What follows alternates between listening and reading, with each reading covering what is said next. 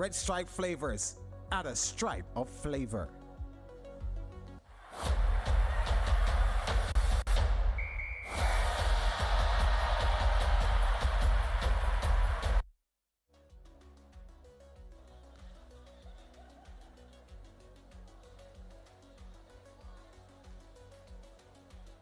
Yeah, so we are here at the Independence Park at the National Indoor Sports Center in Kingston, Jamaica. It is the semi-final day, semi-finals, 2 games of the top 4, the Netball Jamaica Elite League, and it's going to be very exciting. And on the court now, getting ready, are Manchester Spurs. They take on Kingston Hummingbirds in this first encounter. Later, you will see the Racers up against their opponents, the Sharps from St. James. So my name is Gerard Morrissey. Thank you so much for joining us here in this arena, and we are looking forward to something that is going to be very, very exciting. 12 weeks of netball action here in the Elite League, Netball Jamaica Elite League, and it was interrupted by Hurricane Beryl for 1 week, but that didn't stop the games going on here. And yeah, we're down to the final 4 now, last 2 days of action. Today's semi-final, Friday semi-finals, and then on Sunday the big finals. So 4 teams vying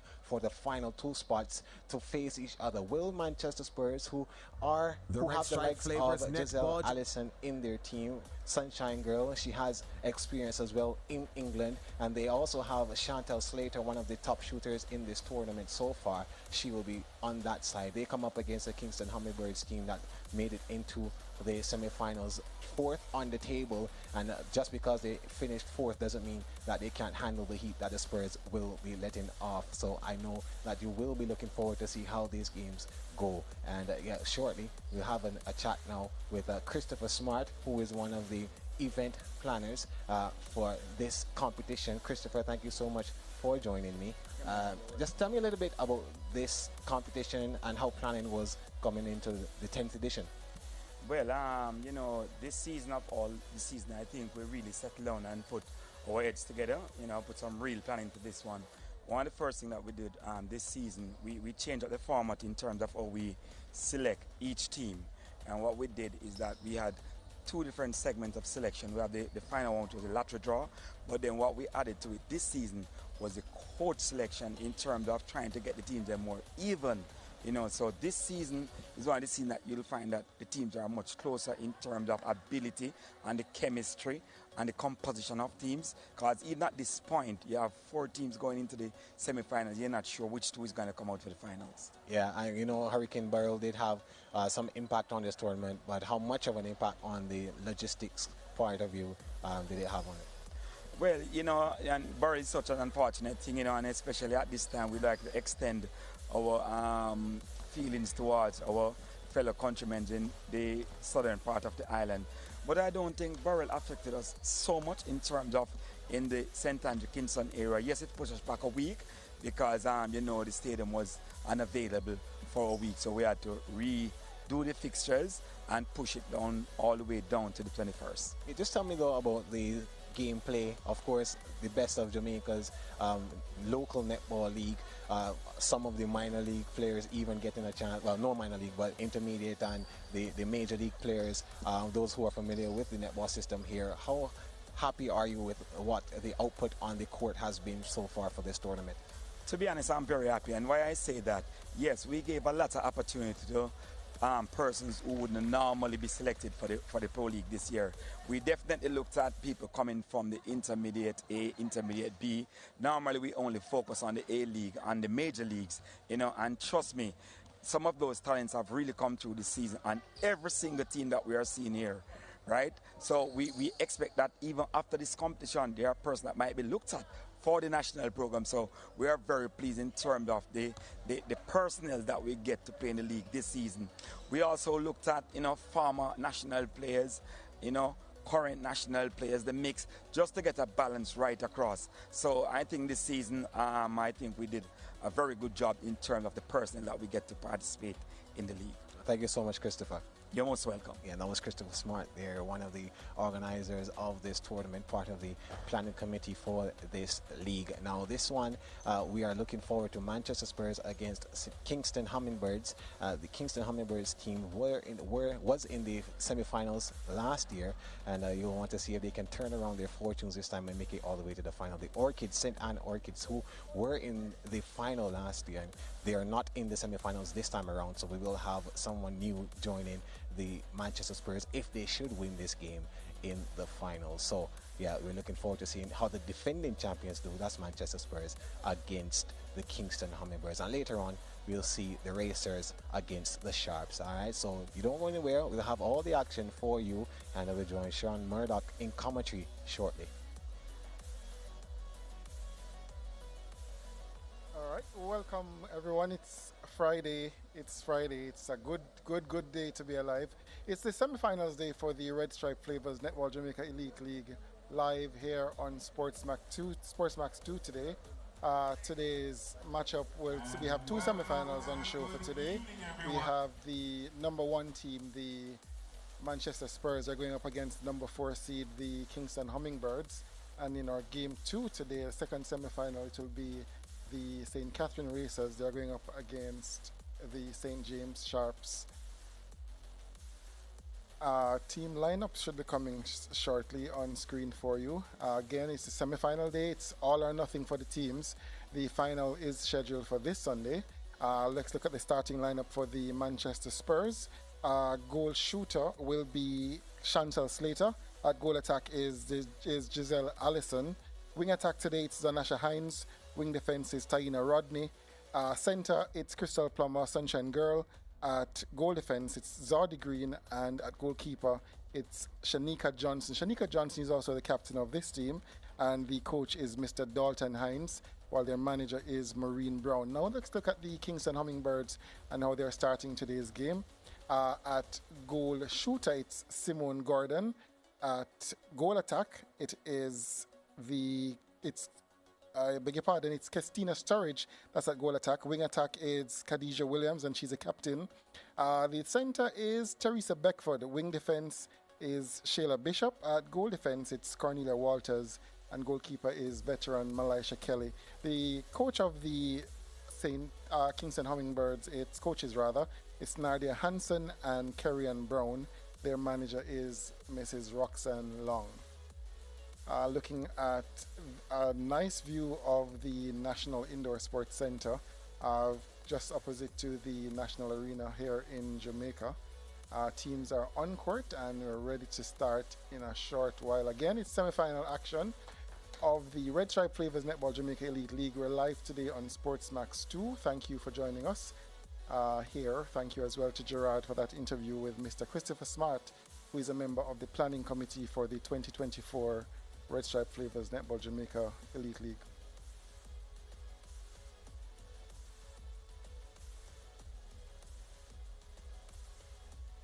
Just seeing the Hummingbirds team here on court.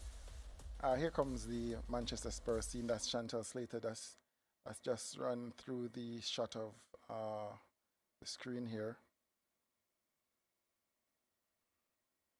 Zanasha Hines and Giselle Allison, those are the wing attack and goal attack respectively. Crystal Plummer, of course, part of that World Cup bronze medal team last year in Cape Town, South Africa for the Sunshine Girls.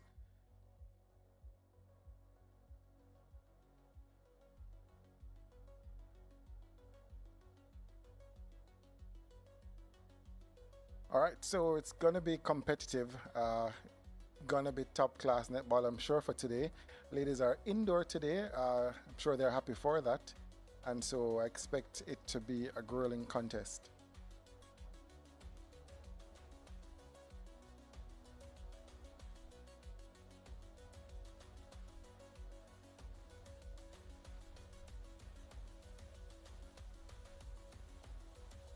Tracy and Griffiths left off screen, or one of our current, well, we have two international umpires currently. Tracy and Griffiths left off screen is one of them. Terence Peart is the other.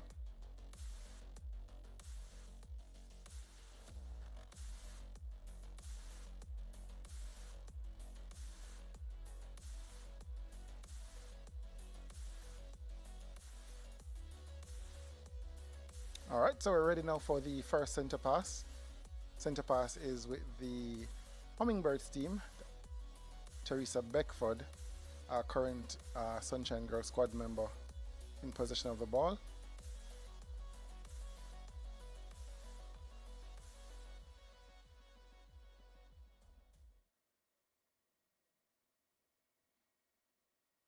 First shot is good from Simone Gordon.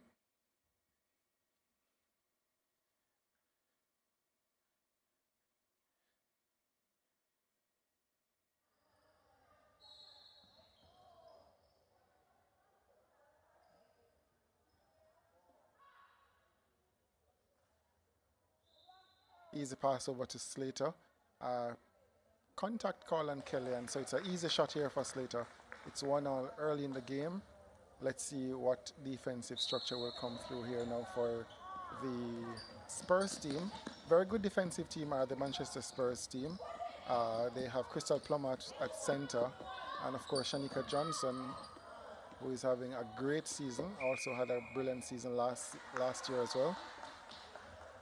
So it's 2 goals to 1. The Hummingbirds team will come into this game with confidence. Spurs, while finishing on top of the table, would have lost a game in the preliminary round, so it would tell the Hummingbirds team that they are beatable.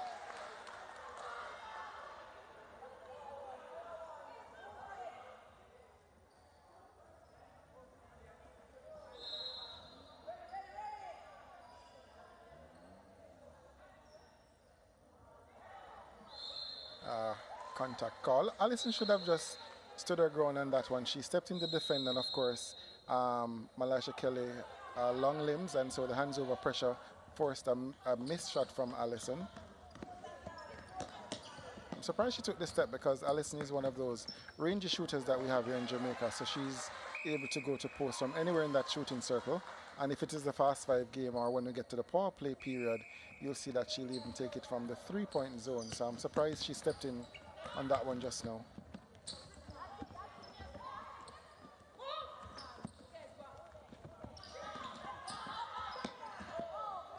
Good pass to the pocket from Beckford. And there goes Johnson. That's her first win.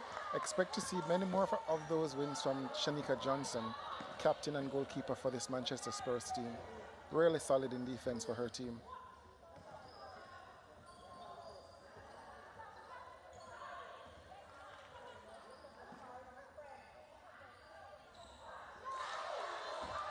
And that's an easy one for Shayla Bishop.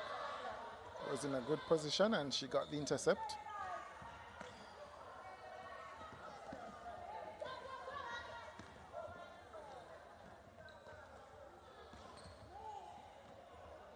All right, so multiple passes here from the Hummingbirds, but I'm sure as a coach you'd be happy once they're maintaining possession of the ball. They're now getting to circle. Getting to the circle. And it's a hell ball call. Took too long just now, Sturridge.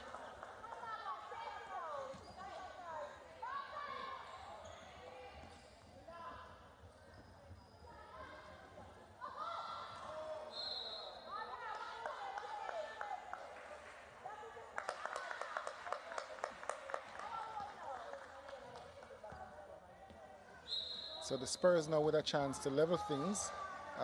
Unlucky on that center pass. Not collected by Allison.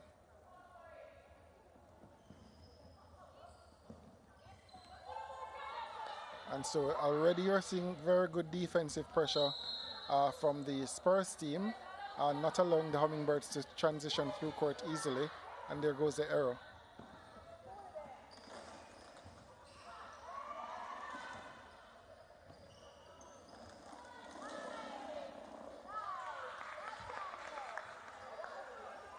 Of course, Slater is a former Sunshine Girl and would have played in the UK Super League before. Gave birth to her first baby 2 years ago and she's back on court. Of course, was very pivotal in Manchester Spurs' victory last season. And again, will be pivotal in their ability to go back-to-back if they can.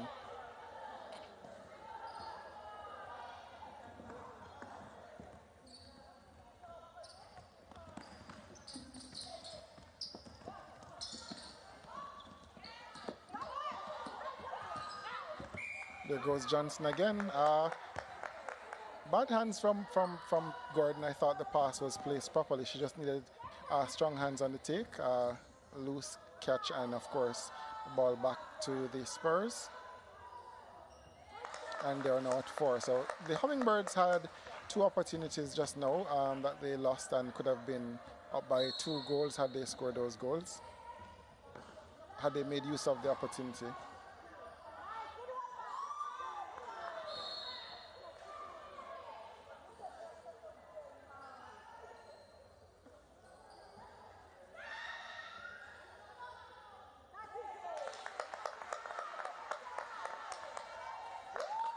And so from 3-1, it's 4 unanswered goals from the Manchester Spurs team.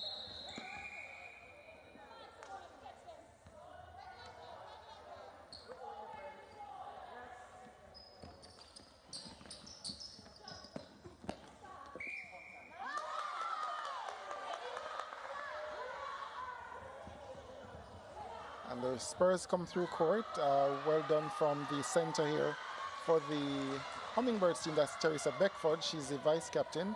Good interception there. Plays defense in the Sunshine Girls squad.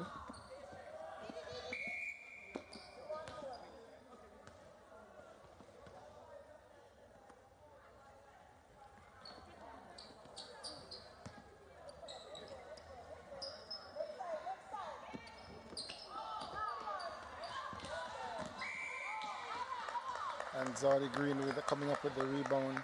Another opportunity gone for the Hummingbirds.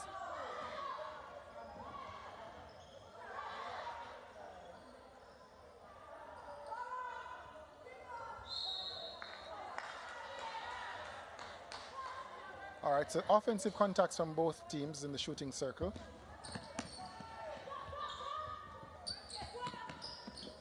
Quick transition here from the Hummingbirds team.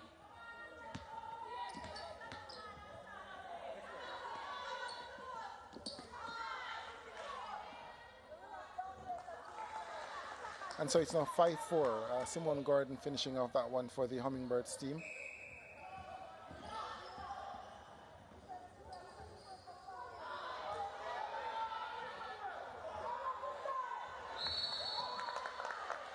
So Kelly chose the wrong person to give the ball. I thought that pass would have been an easy pass to her goal defense instead of Beckford, who is at center. She was covered by the opposing center, who is Crystal Plummer, who is very defensive.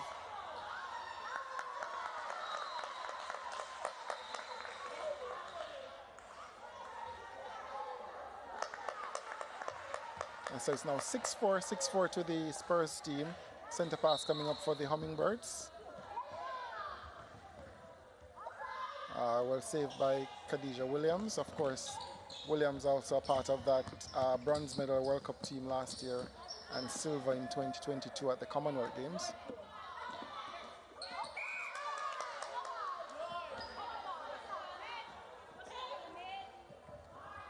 Another opportunity gone for the Hummingbirds team.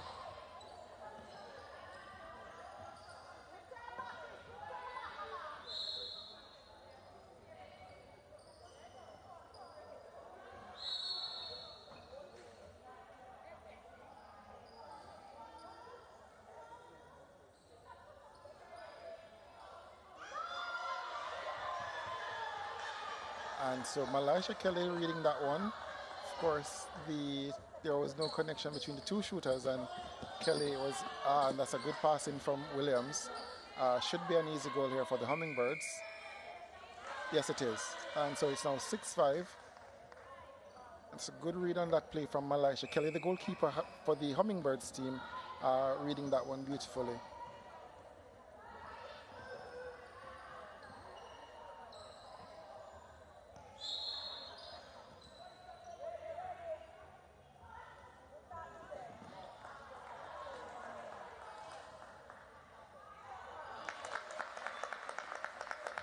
Good shot there from Allison. That's what she's able to do, and that's what we expect to see from her. Not a lot of shooter passes, so very surprised at that first move, but I think she learned her lesson. She's now going for goal.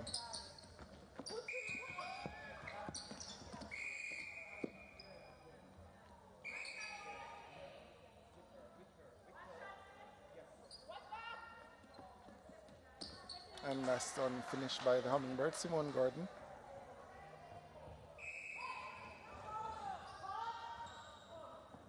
So the matchups on court, very good matchups on court, should be competitive throughout. Kelly again with another interception. So Kelly is really keeping her team in the game very early in this quarter.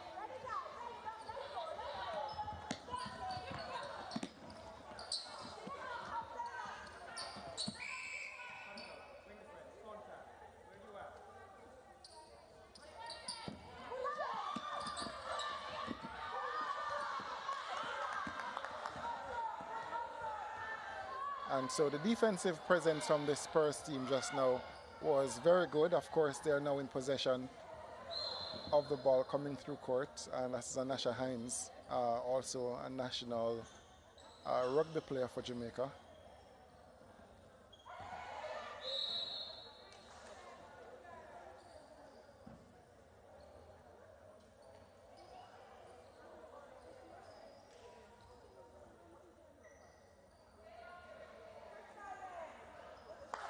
Nice shot from Slater.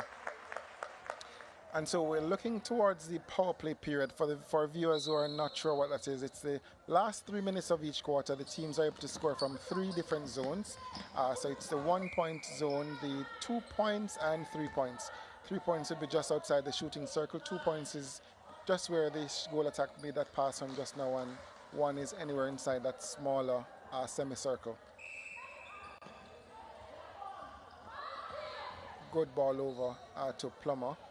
And Kelly again with her hand in. Contact call though.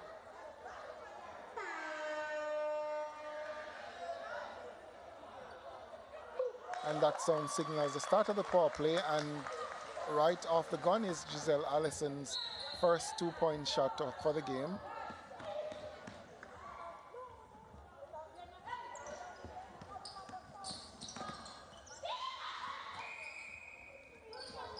Contact against the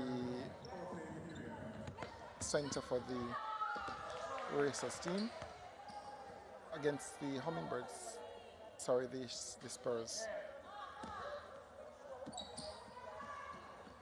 All right, good defensive presence from the Hummingbirds team. Ball just moving through court quickly now. Good try from Beckford.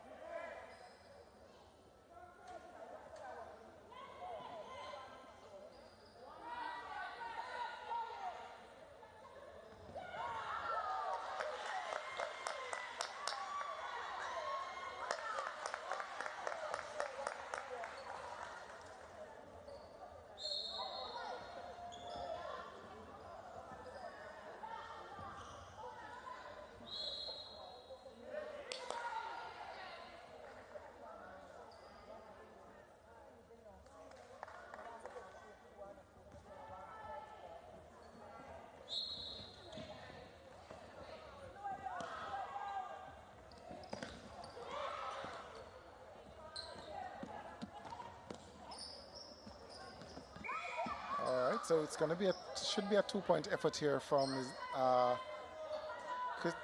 Christina Sturridge. Goes for the 2 and she scores. That was a very important goal for the Hummingbirds team. They fell behind just now, so they needed to keep in touch. That 2 was needed.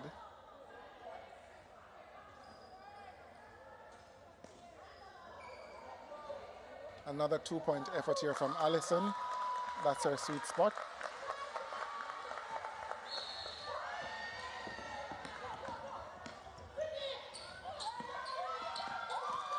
Zardy Green with a deflection, and her teammate Shanika Johnson cleans up.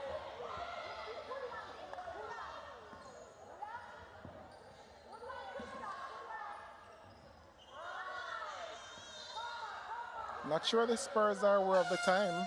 Yeah, I don't think they were aware of the time. Time was running out on them just now, and they had no idea what the time was. So it's now 15-9 at the end of the first quarter, 15-9 to the Spurs team. No surprises, the Spurs, they have been consistent all season, just losing one game up to this point. So we expect them to give a very good account of themselves in this one today. Of course, it's first quarter. The first quarter, not a lot to take from it as yet because usually that's the quarter that teams kind of try to figure themselves out, and so we'll see really what happens in the second quarter. And the last part, of course, those 2-point efforts from Allison kind of created that gap in the score. So that 15-9 score was really as a result of those 2-point efforts from Giselle Allison just now towards the end of that quarter.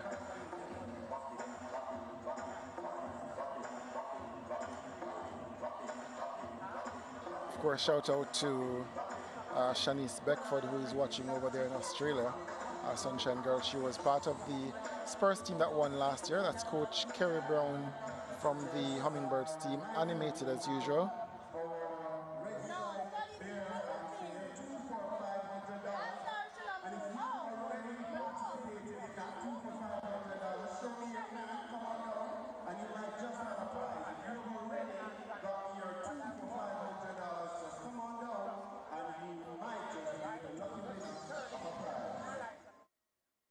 And so we're seeing some highlights here from the first quarter. Again, very early in the game, the difference really just now was the 2-point efforts from Giselle Allison towards the end of the quarter.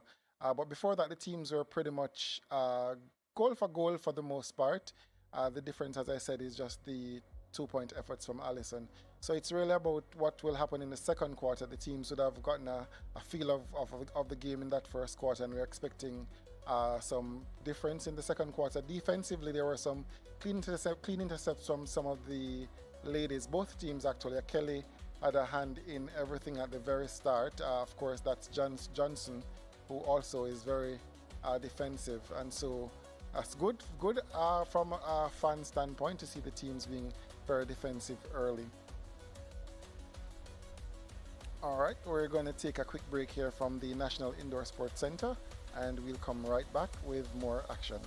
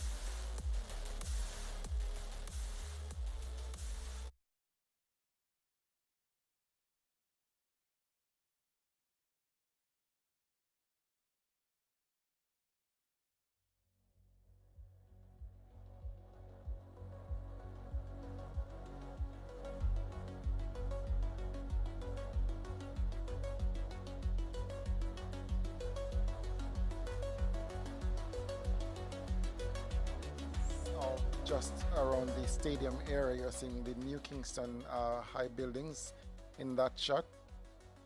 It's the second quarter action for the Red Stripe Flavors Netball Jamaica Elite League. A change early, we're seeing center now for the Hummingbirds team is Tatiana Blackstock.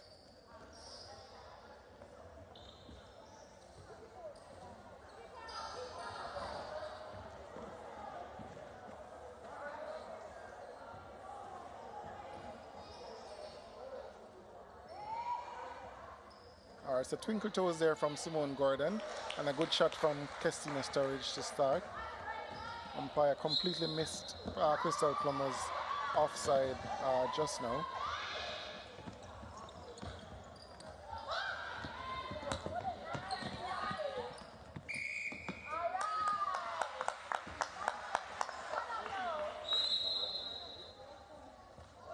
All right, so time held for the ball to be retrieved.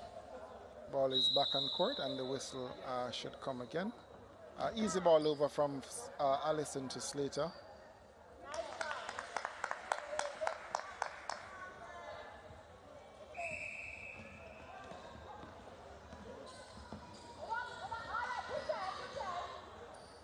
All right, so the first quarter, the teams are just trying to find themselves around the court. Easy shot there. Good shooting to start the second quarter from both teams.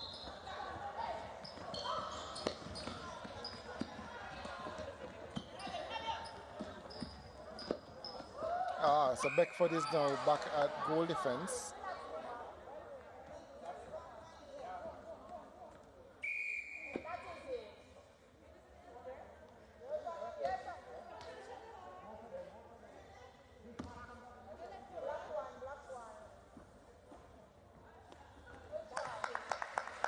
So Walters is the player that was substituted. Walters is off court. Beckford moved from center to goal defense for the Hummingbirds, and Blackstock is now in absent. The center now for the Hummingbirds is Tatiana Blackstock.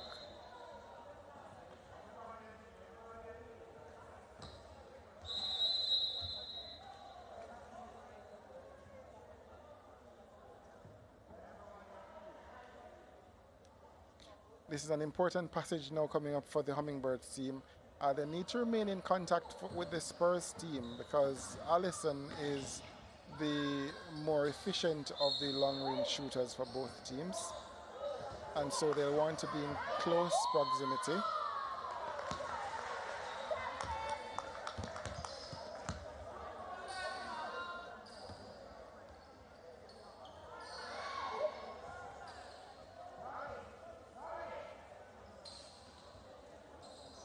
Yeah, lots of jostling in that circle for position. And that's a good rebound from Gordon. Shanika Johnson just out of position.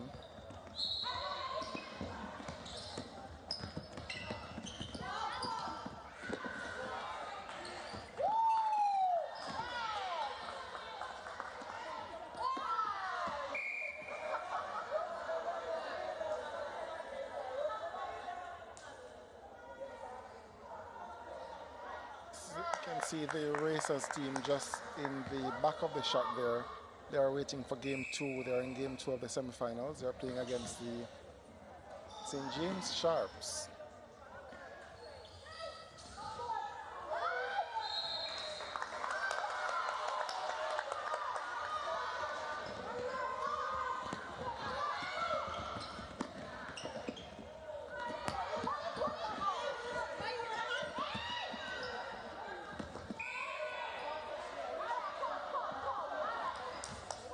All right, so position back with the Hummingbirds. All right, so the attackers are playing defense. That's always a good sign.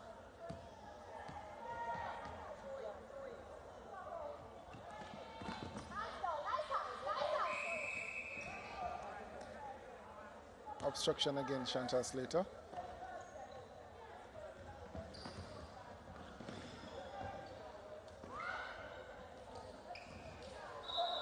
Should be a contact call against Johnson for this one.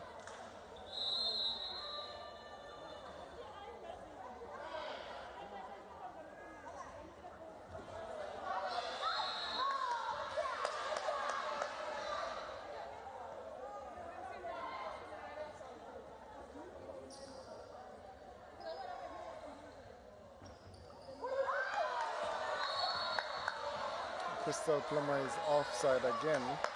That's about her 4th offside for this game. Just need to be a little bit more disciplined.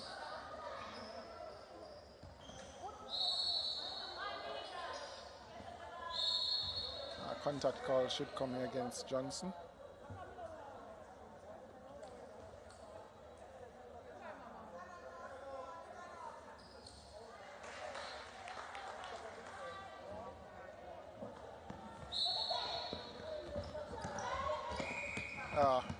Good contest here from Beckford, but she's out of play.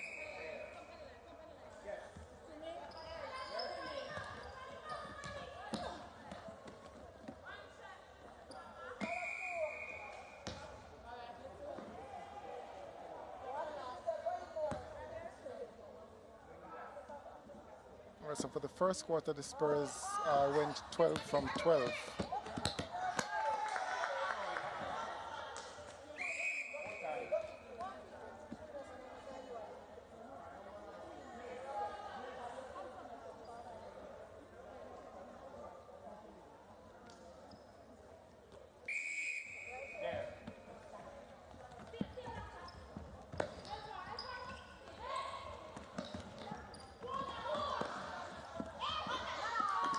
Good pass to Allison, and she should score here. Yep, easy score.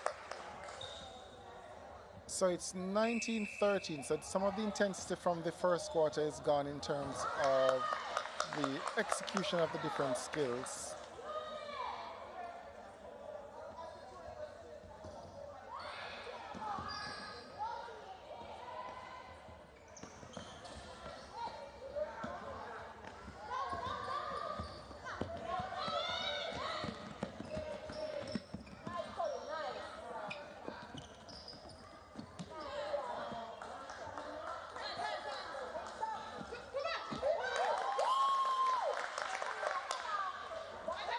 Allison misses twice, unusual, but a contact is called, so another attempt coming up for the Spurs team. She wants to take the shot.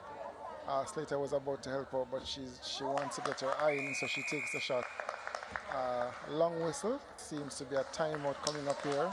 Yes, it's a timeout call, as this game does allow a timeout. Of course, in the regular game at the international level, no timeouts allowed, but for this competition, the rules are modified and it does allow for a timeout.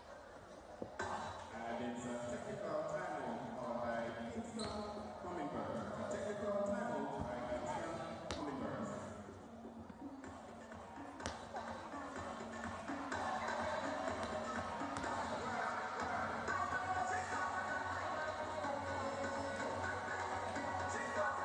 So just seeing the huddle here for the Manchester Spurs. And this now is the Hummingbirds team. Of course, they're the fortunate team. They have two coaches.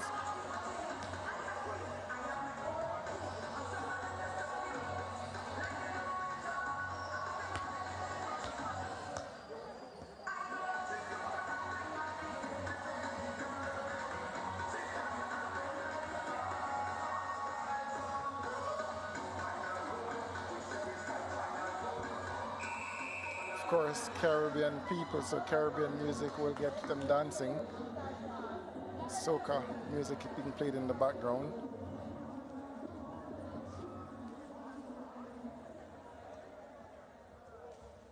All right, so teams back on court here. Chantal Slater went 12 for 12 for the Manchester Spurs in that first quarter. Sturridge went 3 for 4 for the Birds, and Simone Gordon went 9 from 10 for the Hummingbirds in the first quarter. Easy shot here from Slater, still to miss.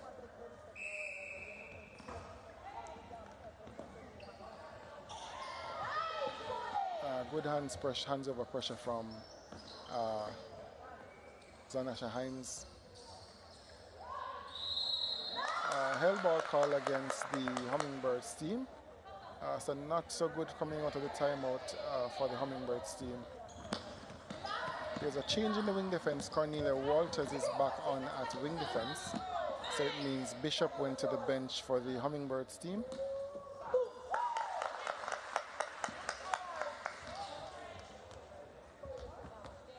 So it's 9 points the difference, nine goals. Or we say points. In this version of the game, we say points because players are able to score 2-pointers. So it's 9 points of difference in this one.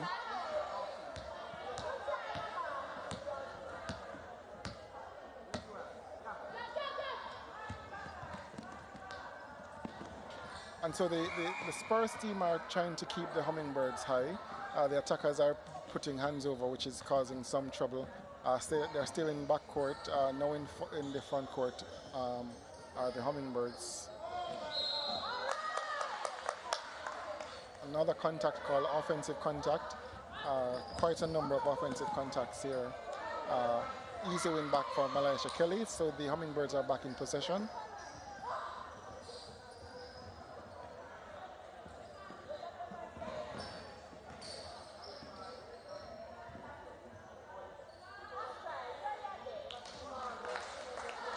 All right, so that's 14 to 22. Substitution being made here.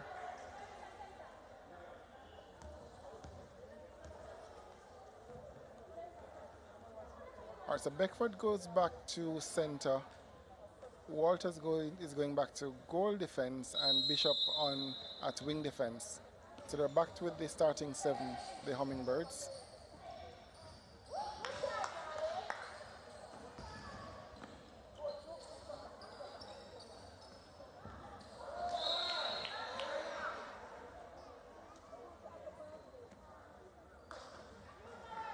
And it's an easy goal for the Hummingbirds team.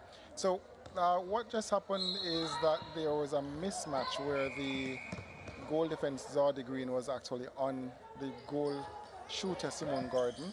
And so the Hummingbirds would want to explore that some more in terms of trying to get a mismatch to get Johnson off Gordon for the feed to be easier into the circle.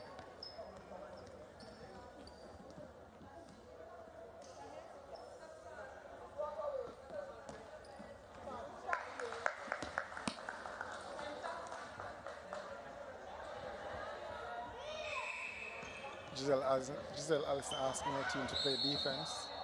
Obstruction call.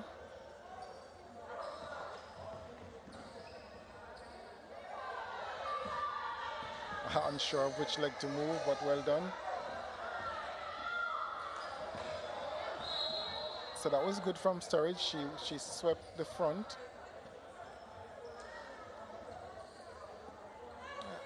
Good rebound here from Gordon.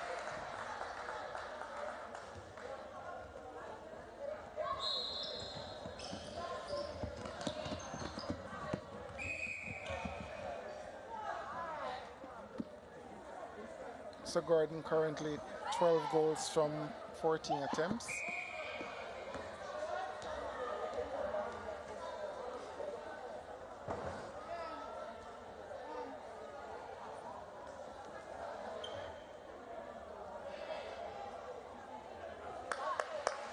Easy shot here from Chantal Slater.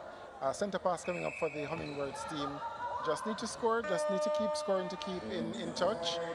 They're now in the power play period again, so 2 goals on offer, 2 points are on offer for attempts here. Contact call against Simone Gordon.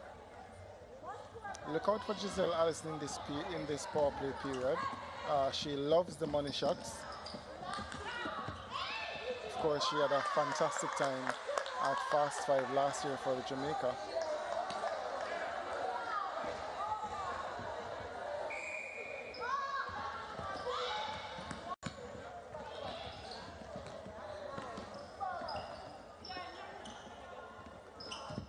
All right, so that's good defending from Cornelia Walters, ensuring that Giselle Allison stays in the 1-point zone, preventing her from going to the 2-point area. So that's good defense from the young goal defense Walters for the Hummingbirds team, not giving Allison a chance to get into the 2-point zone. Unlucky for the goal defense Zardy Green. I thought she had front position.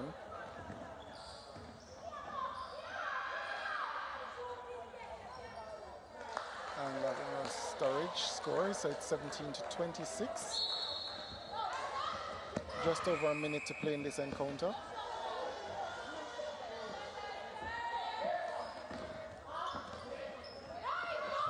Allison Good rebound from Allison.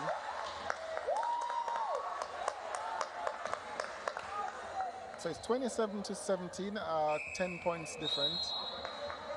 So it's an early call. I thought that was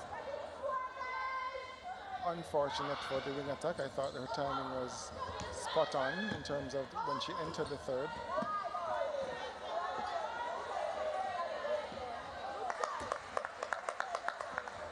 And now they're out by 11 goals, so it's an 11-goal lead here for the Manchester Spurs team. Easy transition, first and second phase on that centre pass. Ball into the shooting circle. Of course, Chantal Slater giving all the drama in the shooting circle. And that's a clean shot from Allison. So it's showtime for the Spurs team. Almost halftime here in game one of the semifinals, live on Sportsmax YouTube channel. We're also live on Sportsmax 2. Plummer with a hand in just now.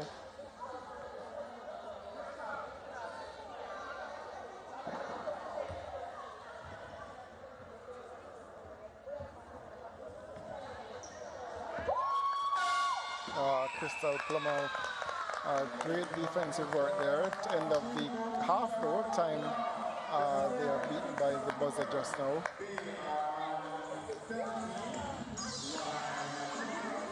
So high fives all around for the Spurs team at halftime.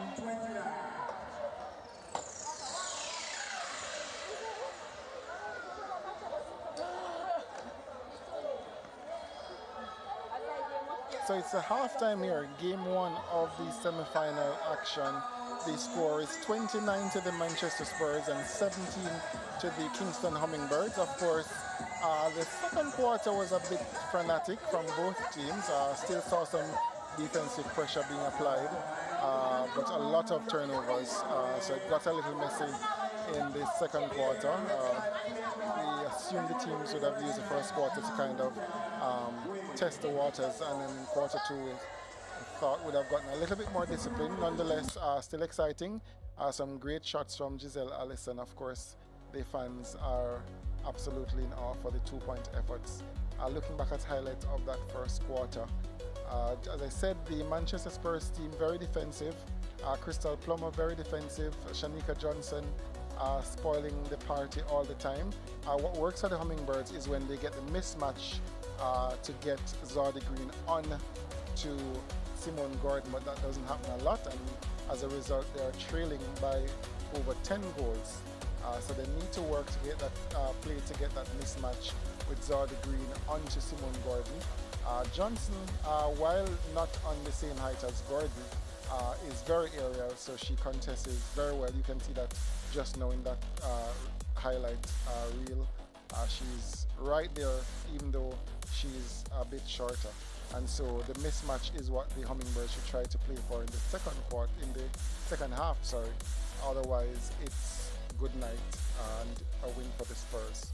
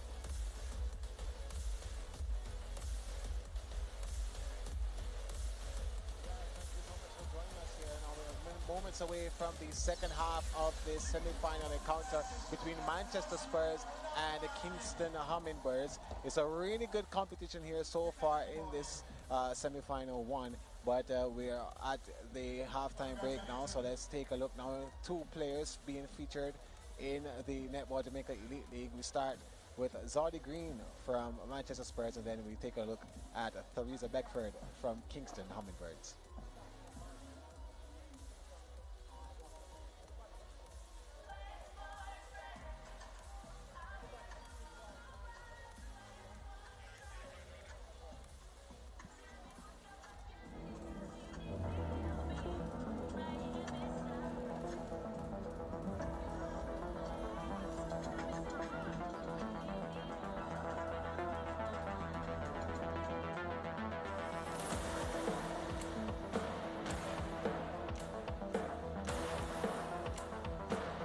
Red Stripe Flavors Netball Jamaica Elite League featured player on Sportsmax, brought to you by Red Stripe Flavors.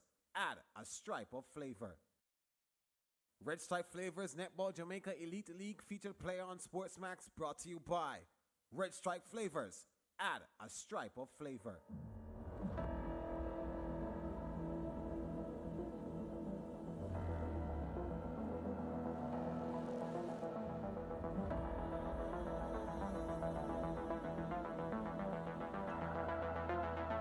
Three words that describe me: outspoken, determined, and disciplined.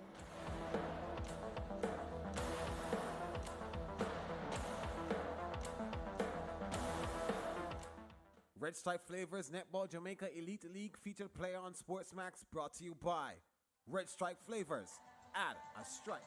Yeah, so time now to head back to our commentator, Sean Murdoch. He will have the second half action for you in this semi-final one. Back to the National Indoor Sports Center.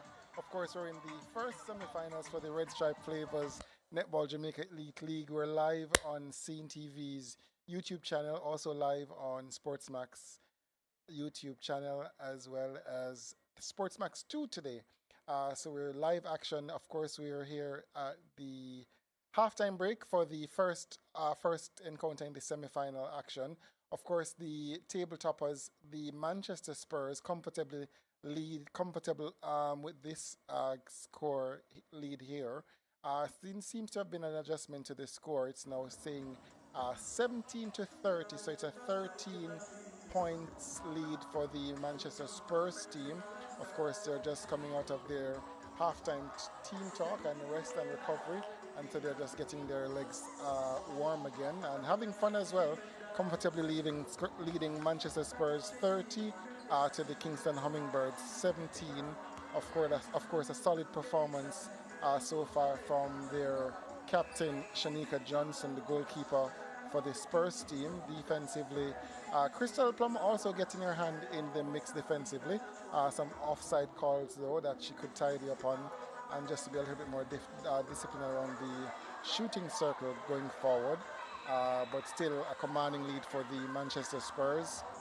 Should be difficult from here for the Hummingbirds, but it's still netball, and there's two whole quarters to play. That's 30 minutes of action, so there's time enough for them to come back in this game if they're up to it.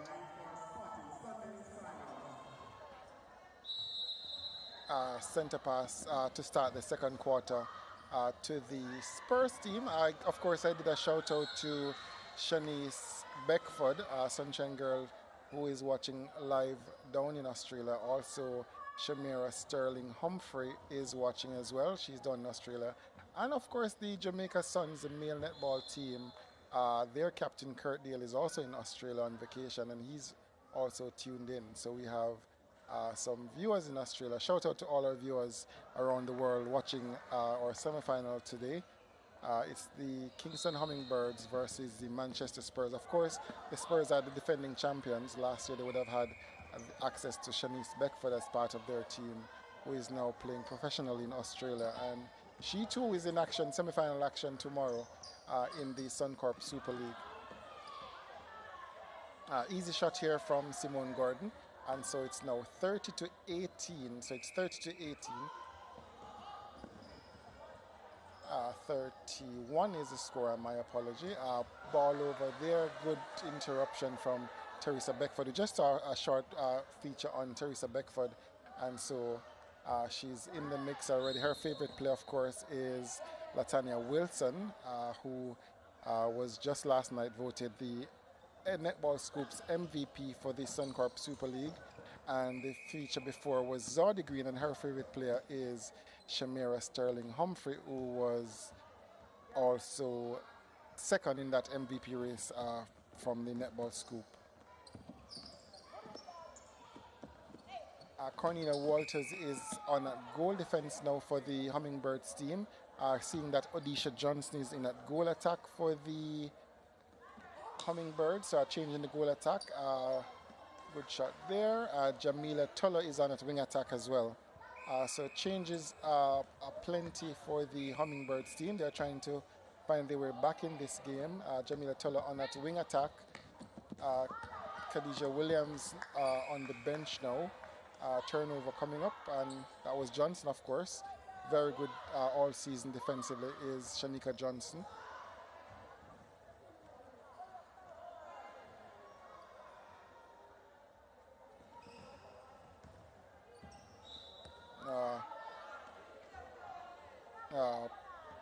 Not tidy at all. Of course, sometimes I get frustrated myself watching some of the plays as a coach.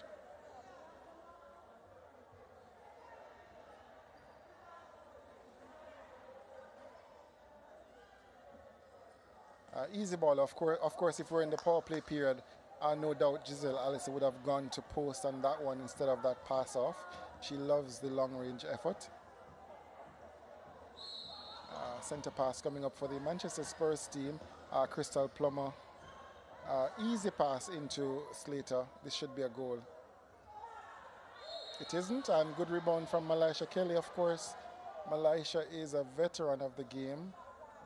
Played, I think Malaisha may be the only player, one of two players who may have played in all three professional leagues around the world.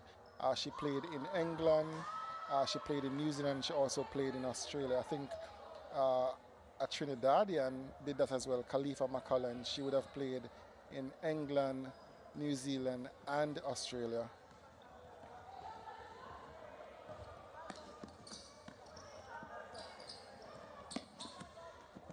Of course, McCullen is now coaching Trinidad's under-21 team that qualified for the World Youth Cup in Gibraltar next year. That was last weekend. Jamaica and Barbados are the other two countries from the Americas region who would have qualified for the World Youth Cup next year in Gibraltar.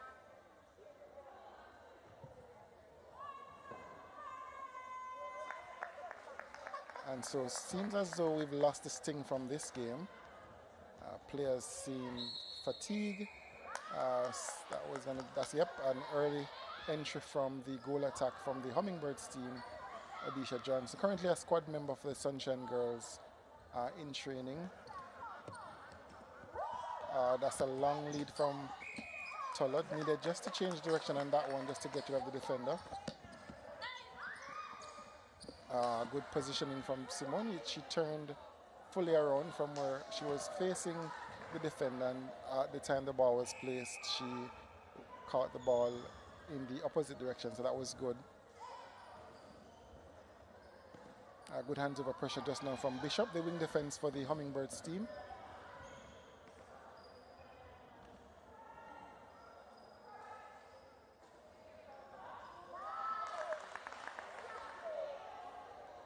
Easy one from Slater. Slater is yet to miss in this game though. Still going at 100% is Chantal Slater.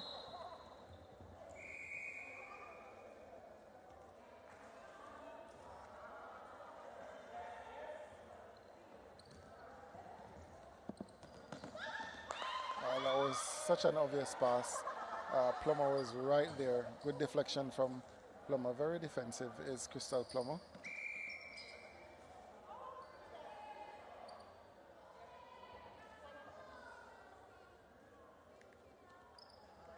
Easy shot there from Simone Gordon. And so it's 21 to 34. 21 to 34 center pass with the... this is a beautiful play. Defender totally missed Allison, who was free after receiving the center pass first phase, and she takes a shot and scores.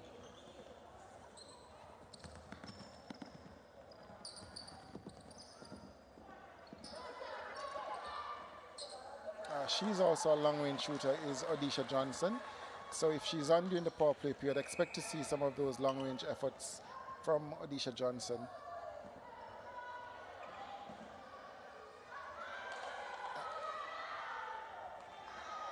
Teresa Beckford looking like Latanya Wilson just now in terms of that intercept.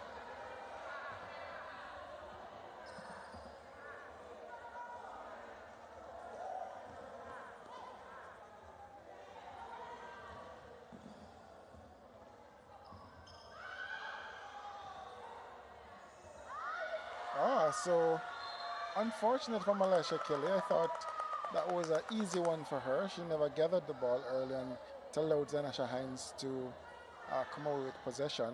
And now Allison takes a shot. She misses. Rebound. Replay call from the umpire.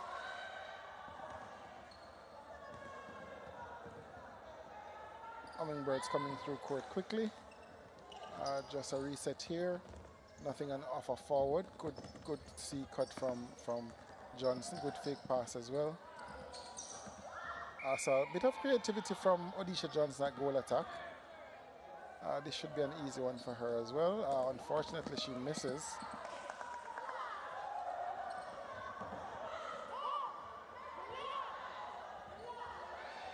So the Dalton Hines and the Spurs team are keeping their preferred 7 on court.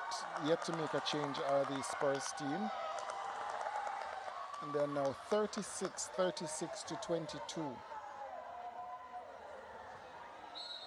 Close up there from Giselle Allison.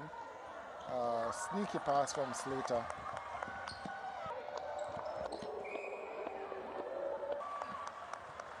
Allison was up to the task. Simone Gordon just a little frustrated with herself. I should have taken that ball as well.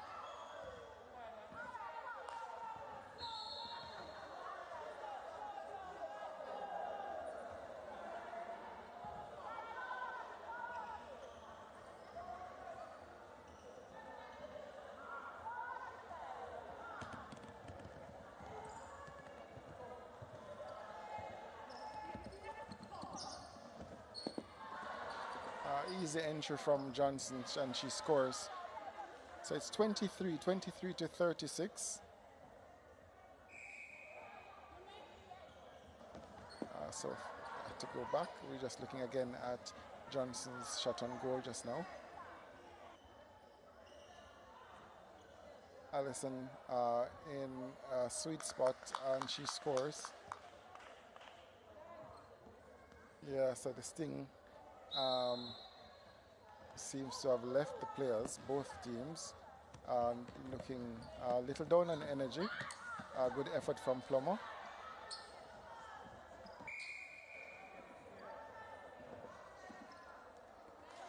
Easy shot there from Gordon.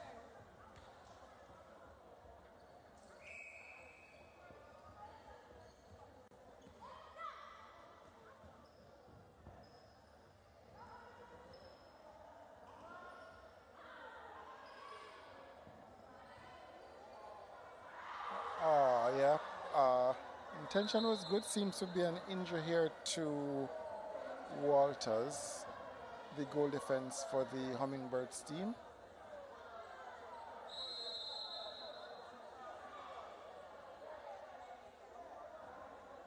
Let's see what happened. Okay. All right, so just a collision there, not intentional.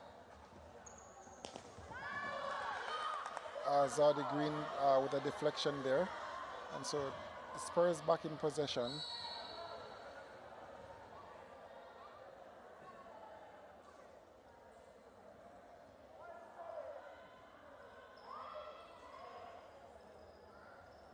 So you can hear the stands have gone quiet.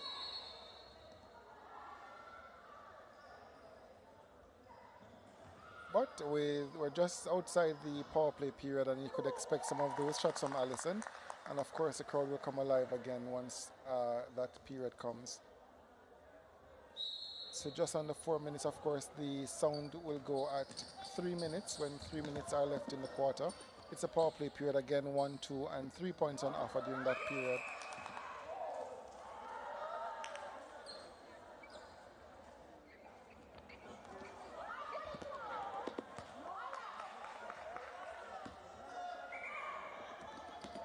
Ball stays with the Hummingbirds team. Shanika Johnson was up to the task. Well done on that one. So Odisha Johnson was trying to play the ball off the pole. That's legal. So she was trying to play the ball off the pole and then enter the court. But Johnson read it like a book. She's a teacher, is Shanika Johnson. So she read that play like a book and she got possession. Of course, so the power play period, but just before the period starts, seems to be a timeout. Yep, seeing some changes here from the Hummingbirds team. Hummingbirds trying everything, still not making an impact on this game so far. Beckford back in at goal defense.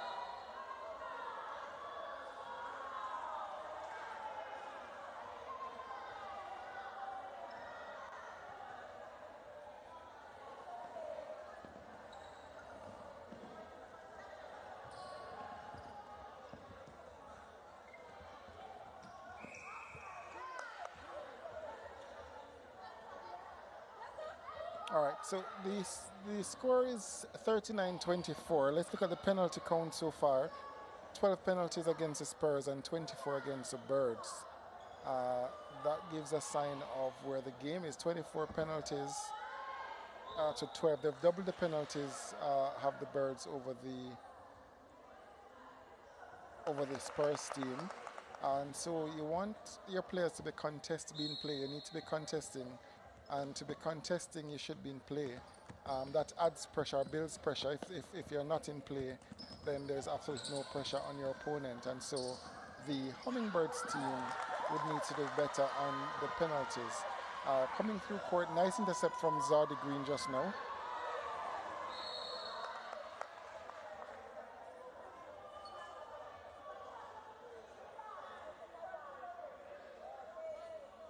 Should be an easy one for Slater. It is, so it's 41 to 24.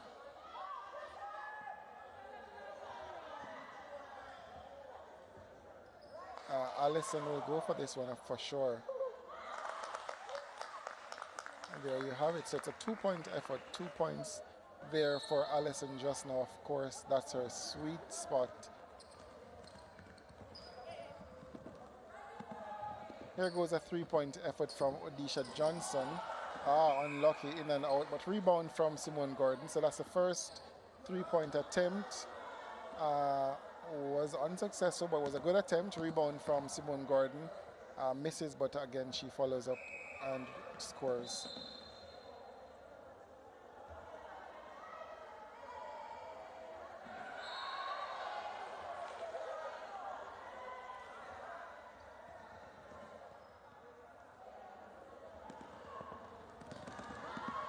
Ball to Johnson, just too easy. Easy for the Spurs team. They actually doesn't. They're just in. So look at this one. So Allison was trying to set up for the 2-pointer, but the defender Malasha Kelly was covering, and so they went to the 1-point effort on the back. So that's the end of the third quarter here, end of the third quarter. Of course, I think based on the body language from the Hummingbirds team, I think they've thrown in the towel on this one. So it's 25 to 44. 25 to 44. The Hummingbirds team, that's Khadijah Williams there. She was benched at the end at halftime. So it's 44-25, end of the third quarter here at the National Indoor Sports Center. Of course, it's the Red Stripe Flavors Netball Jamaica Elite League, sponsored by, of course, Red Stripe Flavors, Powerade, Sportsmax, and we're live on Sportsmax 2 as well as Sportsmax YouTube channel and CeenTV's YouTube channel. Here are the highlights from the game so far. Simone Gordon, again, I was asking from the very first quarter for them to play so that the mismatch happens with Green on Gordon, but that's not happening, and so Shanika Johnson is keeping Simone Gordon honest. Not a lot of attempts from her. Almost looking like a defender there, Simone Gordon, over her teammate's shot. Tolo came on. That's a good move from Johnson. Tolo came on. Alicia Johnson came on. The Hummingbirds, of course, trying different setup, different combinations. Trying to stem the flow from this race from the Spurs team. Not able to, though. The Spurs happily going about their business. On phase, same 7, no changes from Dalton Hines, keeping his team together. So we'll take a break here and come back with fourth quarter action.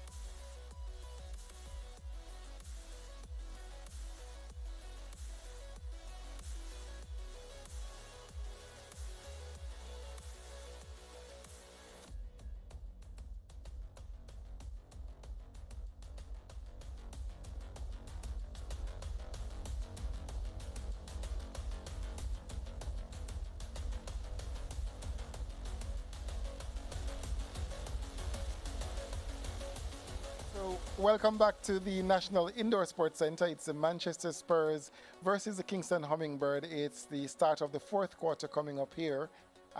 Fourth quarter action in the Red Stripe Flavors Netball Jamaica Elite League. Center pass to the Spurs team. Two more shout-outs coming through here.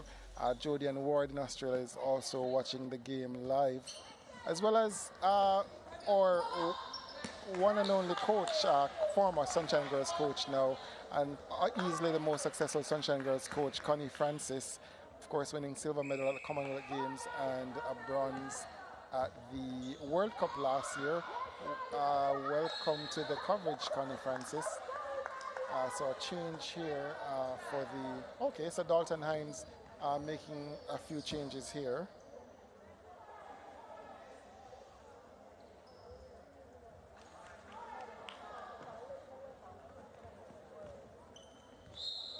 All right, so the shooting stats for the Hummingbirds team: Simone Gordon, She's 25 from 45. Sorry, 18 from 23 is Gordon. 2 from 5 is Alicia Johnson, and Christina Sturridge 5 from 7. Chantal Slater, I think that's her first miss for the game. Slater.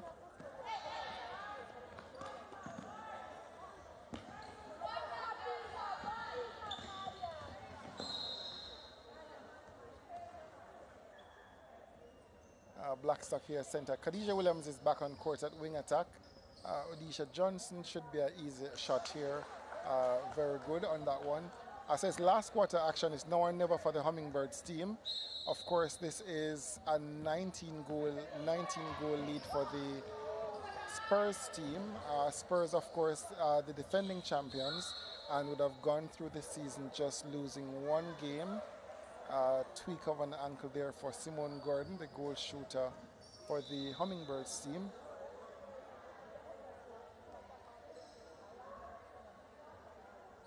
And there you have it. The mismatch happened just now, and so the rebound was easy for Gordon because she had Zordi Green on her. Seems as though Simone Gordon will be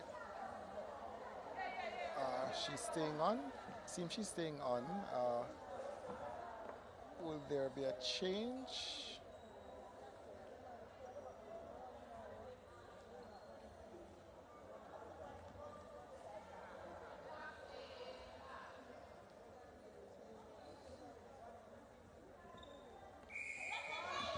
Change here of so Gordon is off and Christina Sturridge is on at goal shooter for the Hummingbirds team. Might work as well because now it gives Bolt something else to think about as a defender. Shanika Johnson, something else to think about. Her nickname is Bolt, so if you hear me saying Bolt, I'm referring to Shanika Johnson, the captain of the Manchester Spurs team.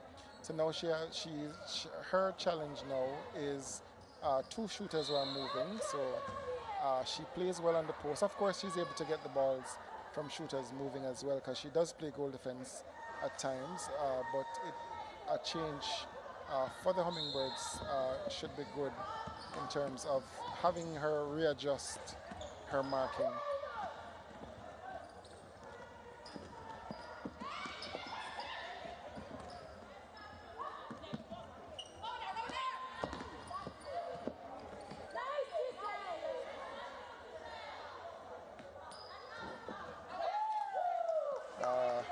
Giselle gets the friendly roll just now from the rim. So it's 47-29. Good hands over from the wing defense, Nardia. She's on.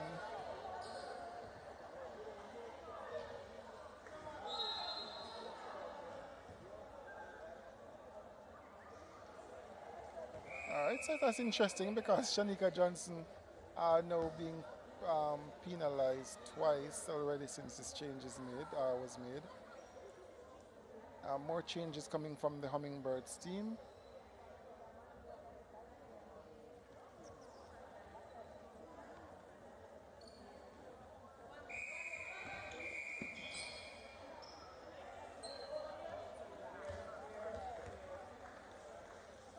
So Nadia Hibbert is the new wing defense for the Spurs team. Allison, effortless effort, swish shot, 30-48, so that's 18 points the difference. Crystal Plummer, good hand in.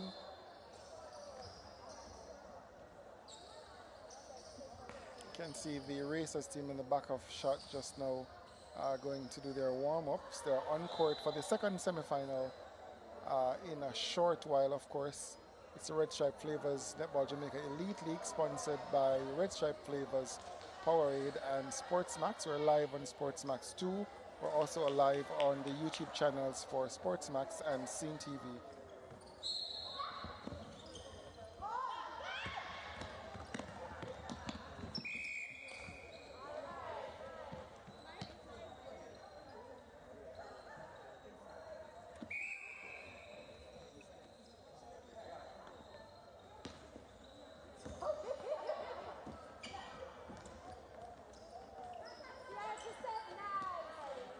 strong hold from Slater.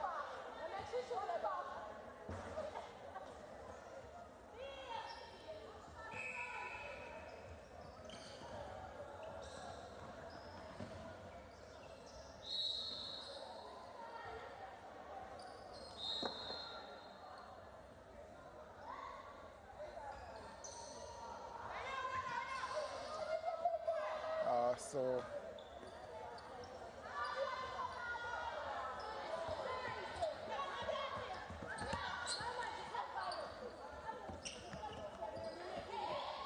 reset, nothing on offer forward, so the ball went back to Hibbert. Another reset to Hibbert on the transverse line. Surprised Beckford never went for a fly on that one.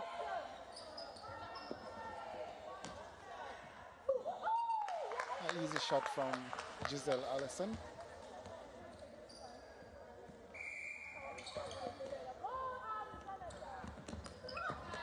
Well taken by Hines, and a nice pass into Allison as well, and she scores.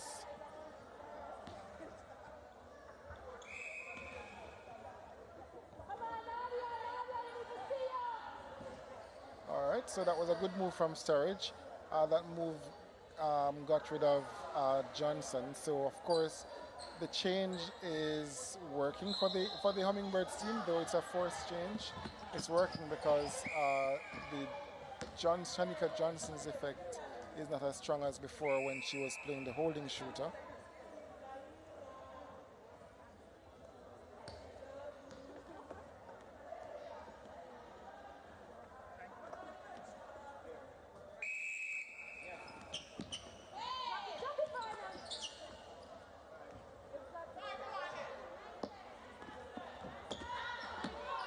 Easy rebound from Allison. It's the second time you're seeing Allison taking one from long range and getting back in position to rebound. So defenders need to do a better job of boxing out after that shot.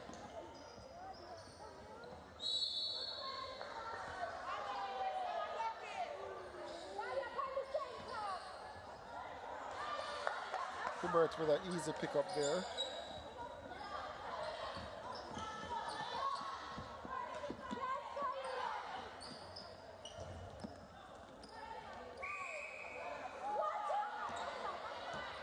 Contact call, offensive contacts. I had a few of those tonight from both teams, Gordon and Slater.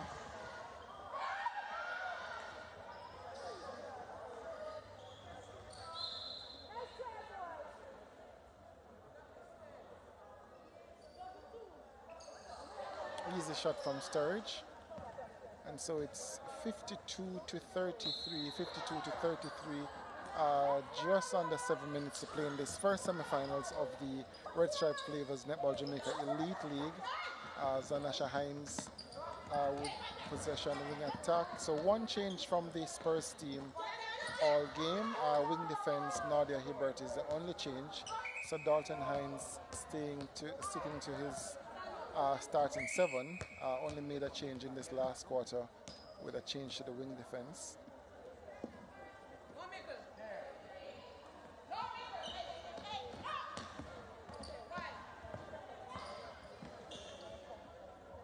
Of course, the Hummingbirds used all 12 players, just trying to find the right combination to stem the flow.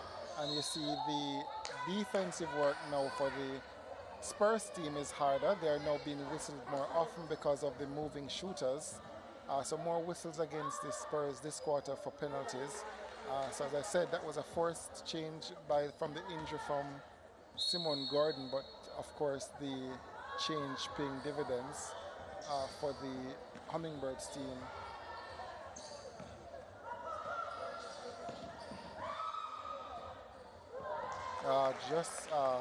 Just a little too much on that pass. But this combination of shooters really got the defenders' heads swinging.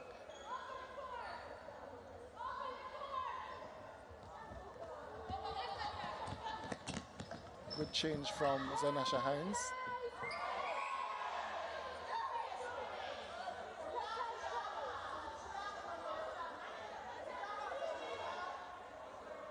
Umpire Bethune Morgan.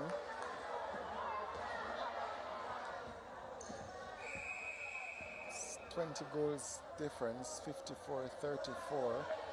Approaching the power play period. A timeout being called here. I think the timeout is the Spurs timeout.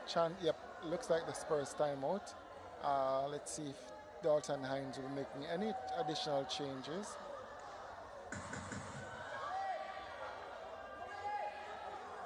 Coach Kerry Brown, former Sunshine Girl, encouraging the team. Yep, some changes coming for the Spurs team. See Kian Cousins being bibbed up. New center coming. Johnson goes. Alright, so Coach Dalton Hines seems to be emptying the bucket now.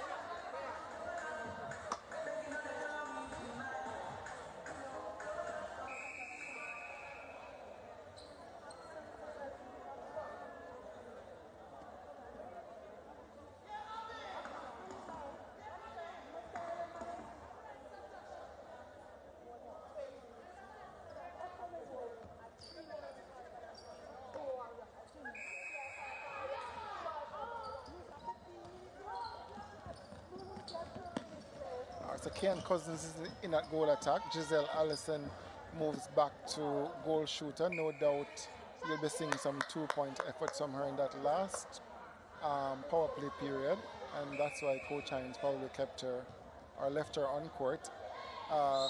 New center on, new goal defense on for the Spurs team. Zardy Green is back at goalkeeper and called for the contact. Shortest person with the rebound, Odisha Johnson.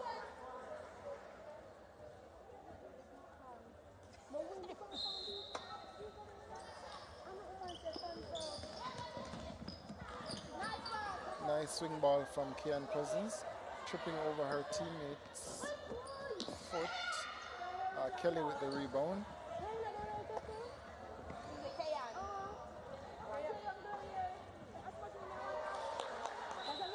Too much spice on that one from Khadijah Williams, and so Sturridge unable to gather.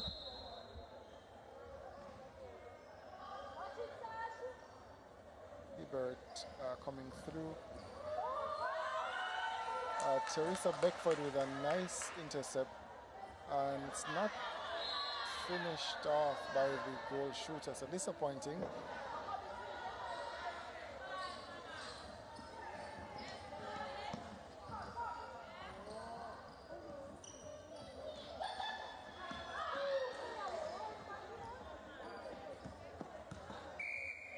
So Shatasha Palin is the new goal defense for the Spurs team.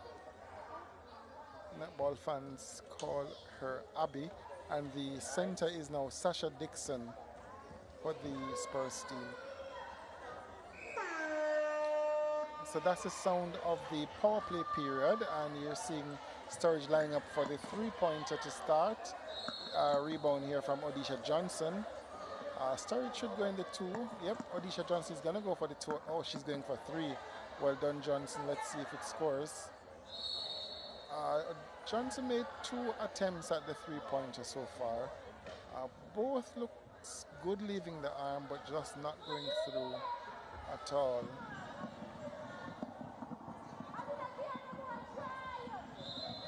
So they're only going for the 2-pointers and 3 here are the Hummingbirds team. Of course, the game is pretty much gone for the Hummingbirds team. So that's 2, 37-56. So at least a psychological score difference here. If they're able to keep the score under 20, that would be good for the Hummingbirds team at this point. But there you go with Giselle Allison shooting from her favorite range. That's a 2-point effort. So they're back out by 21 points.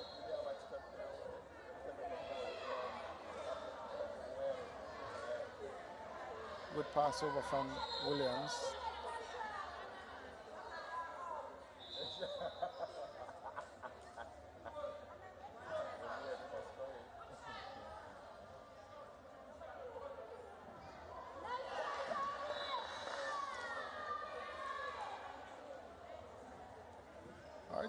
Williams just running off court just now in the Sportsmax banner. Advertising board. Obstruction call. It's going to be a 2-point effort from Cousins. Both defenders are now out. Oh, still one.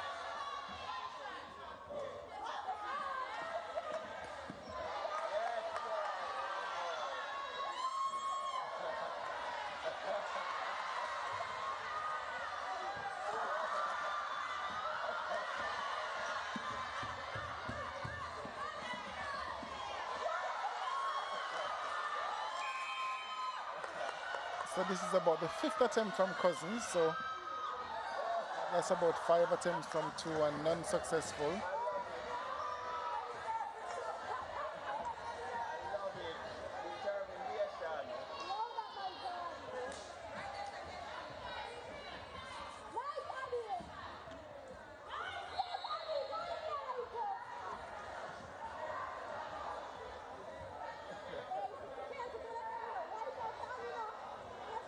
Well done from Zardi Green.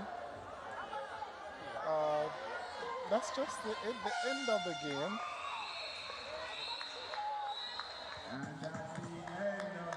So it's the end of this first semifinals. Of course, the table toppers, the Manchester Spurs, running away easily with this one.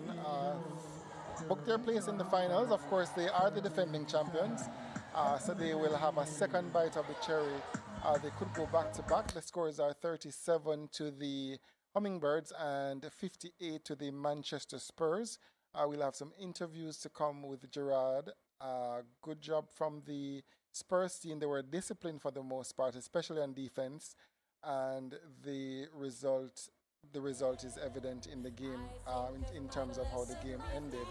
Looking back at highlights here, Simone Gordon, of course, leaving the court late with an injury. The changeover worked in the favor of the Hummingbirds team eventually. Elbows here being swung by Slater. So a lot of attention. Once with the holding shooter, Shanika Johnson played a brilliant game. The only time she swayed was when we had 2 moving shooters in that circle. And so that's something for, of course, the team. Whoever will be playing them in the final should look at. If the shooter is holding, then her job is way too easy at this level. And see a rebound there. She's good on the rebound, good on the defense as well. Good shot there from Allison. She was pretty good from long range.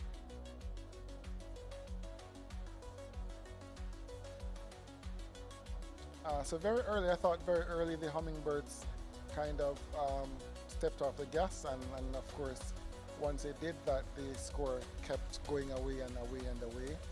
Never came back close at all. Of course, they're going down by 21 goals eventually. 21 for a semi-final game. That's a big score in terms of the difference.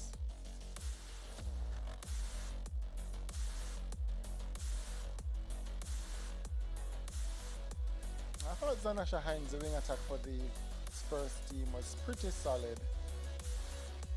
Alright, so we're going to go to the interviews with Gerard. He's going to be interviewing the captain for the Spurs team, Shanika Johnson.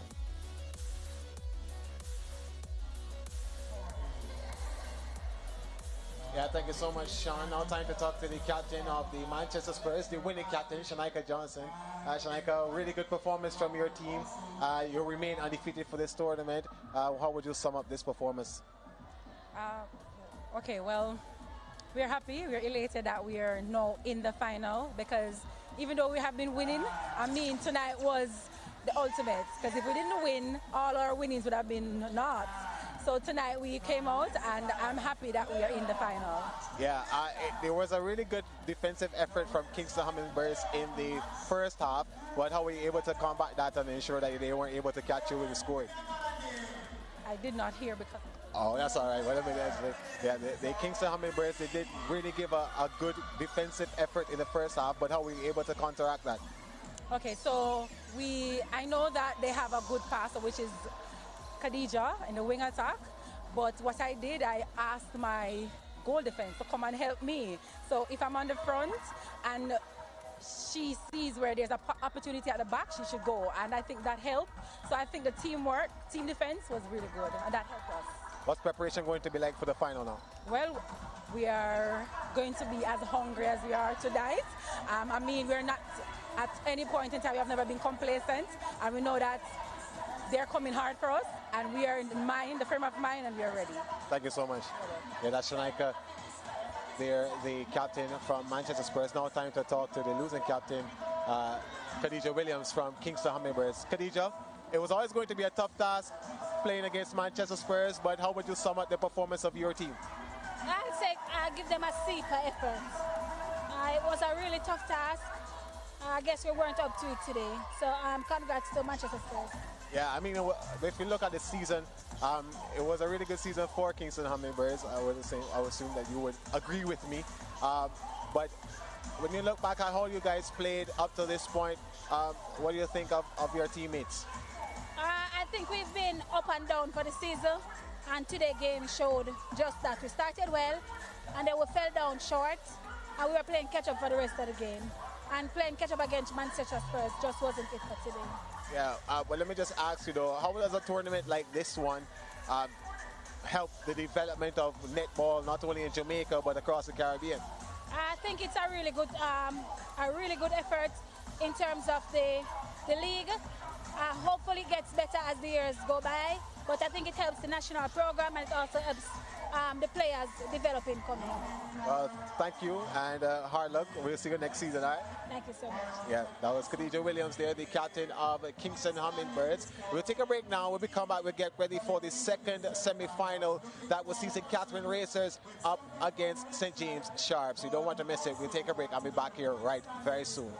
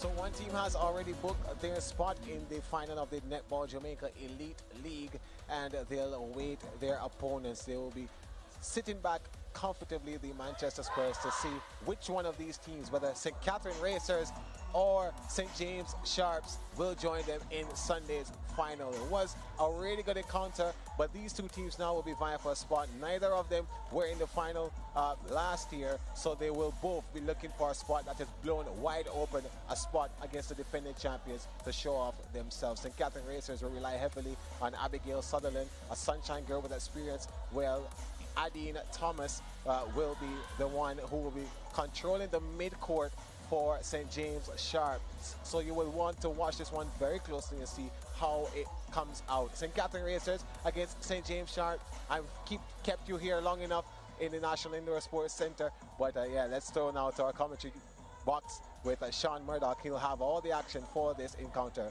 for you. The National Indoor Sports Center. It's the semi-final number 2 for the Red Stripe Flavors Netball Jamaica Elite League. Of course, this one is going to be a pretty interesting one, not as clear-cut as the first semi-final. Of course, the lineup here is number 2 versus 3. We're going to run through the starting lineup for the St. Catherine Racers. Their goal shooter is Tracy Ann Francis. The goal attack is Shadeen Bartley.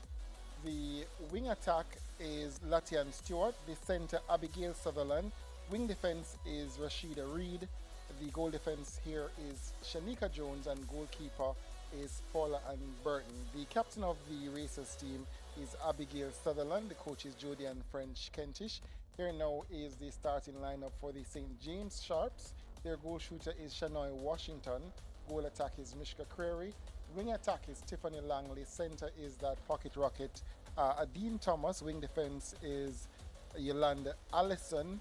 Goal defense is Tennille Lee, and the goalkeeper is Abigail Linton. The coach of the St. James Sharps team is Marvet Anderson. Captain, of course, is their center, Adine Thomas. So the team's now coming out on court. That's Crystal Crawford. The Sharps team started the season shaky, but I thought as the season progressed, they really did a good job. The concern I have for the Sharps team today is the fact that they've not played in a while. They finished their fixture before all their teams, and so they would have been sitting for a while. Of course, I'm hoping they would have been training, but the other teams would have been in competition because they played up until last Sunday. The Sharps would have finished at least a week before that, and so it's going to be interesting to see how they come back on court. Of course, this is number 2 versus number 3, and the table was very close for positions 2, 3, and 4. 1 point separating each team on the table. The Racers team were at 11, Sharps 10, and the Hummingbirds 9. So just 1 point the difference between each team in positions 2, 3, and 4. Of course, the Spurs finished at number 1. They had 21 points, so 10 points clear of number 2, and so we shouldn't be too surprised with the outcome of the first semi-final, which saw them winning by 21 goals over the number 4 Hummingbirds. Hummingbirds captain did a good job in terms of describing their season. We're gonna just take a break here just to listen for the anthem, sorry.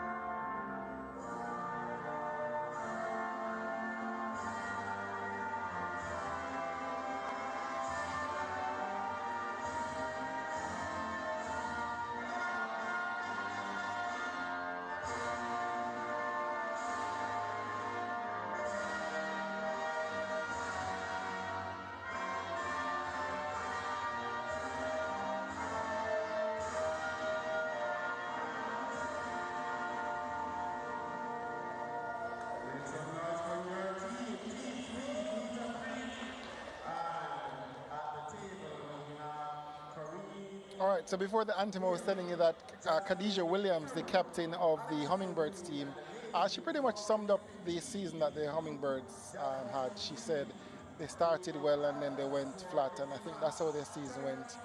Just lacking consistency in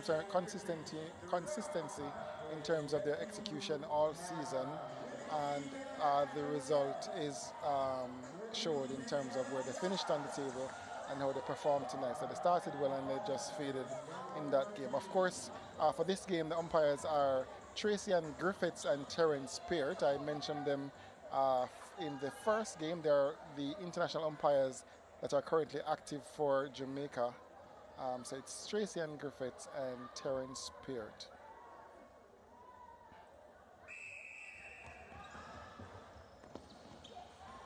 Of course, we're live here on Sportsmax 2.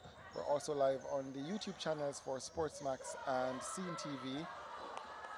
First quarter action in the second semi-final. This one should be a hotter contest.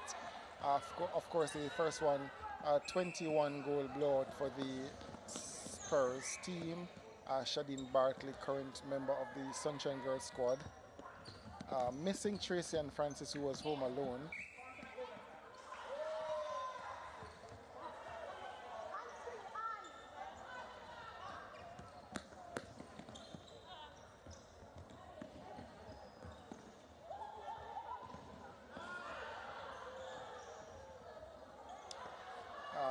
Easy one for Paul and Burton, also a current squad member for the Sunshine Girls. I think the umpire signaled 2 lines.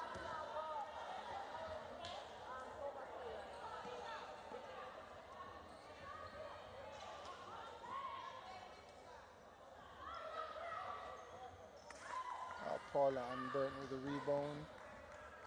So early misses.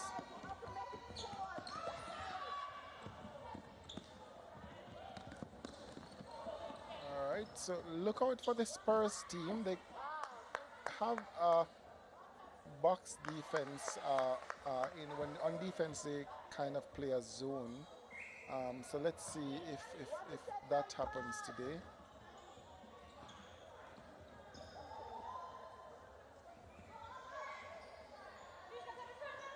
Of course, Abigail Sutherland and Adine Thomas are close friends and they're marking each other tonight.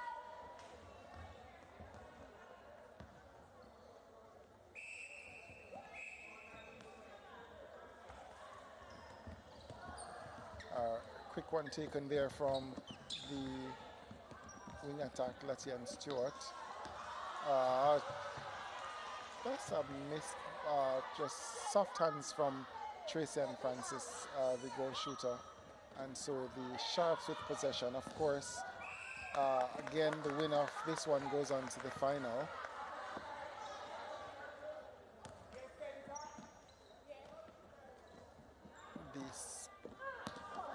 Sharps team kept getting better throughout the season. They kept getting better each game.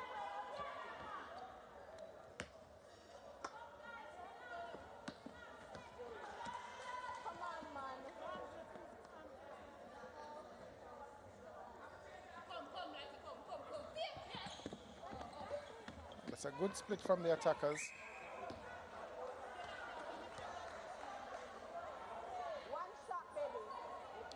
So a lot of whistle early, penalties being called.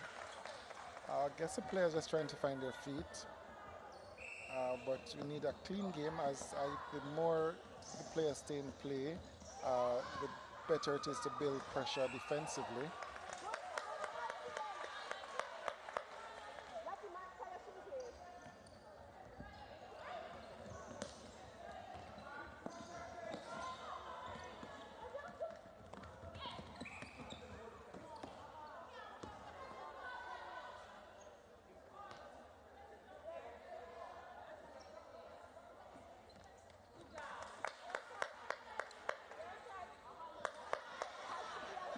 So expect to see some 2-point effort from Shadeen Bartley, the goal attack for the Racers team. She also, like Allison, loves the shots from range.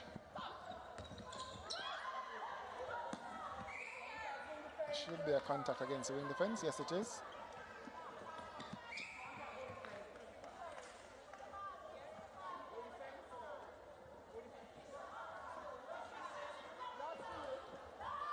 Good handling from Abigail Linton.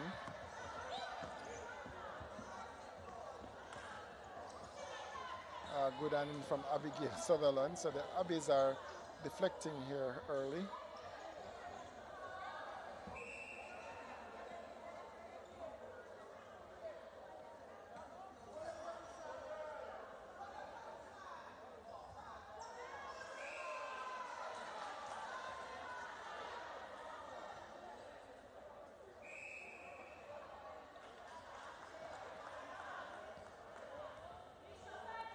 So it's a Red Stripe Flavors Netball Jamaica Elite League.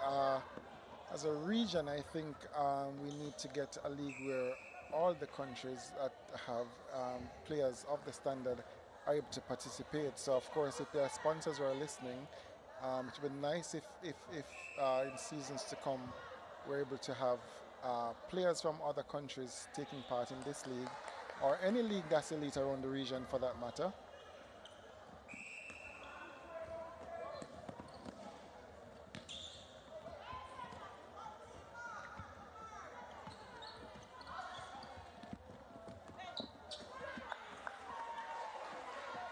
Easy one from Francis, should be an easy goal, and she scores. So it's 4-4.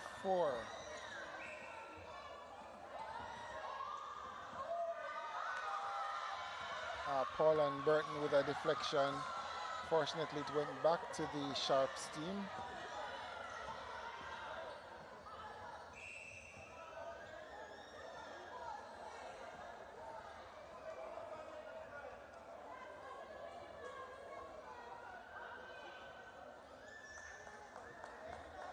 Easy goal. So of course, this one is neck and neck early in this encounter.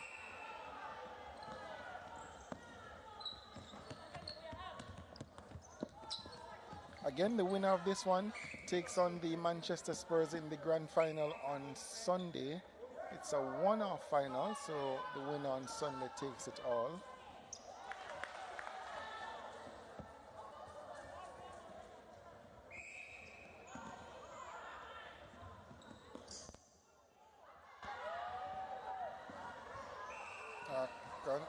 That's a contact from the goal defense. Unnecessary contact as well. Felt like the pace at which the attacker was going, she would have gone off balance, and so it would have been nice if the goal defense allowed her to topple over or to throw that ball back in court.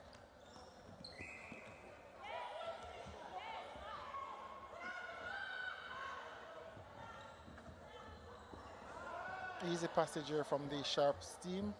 Mishka Curry shoots and scores.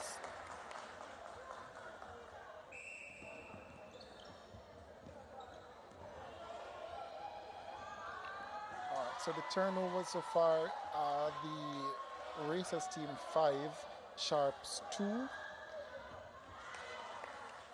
Should be an easy goal. Of course, a left-handed shot here from Washington. She scores.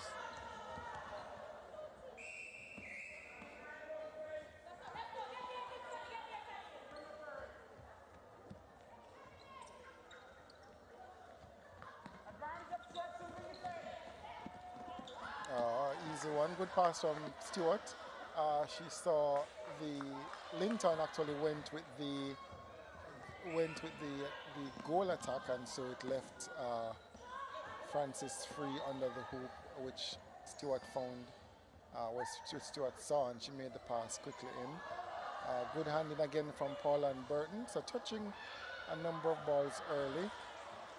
Johnson also in on the mix.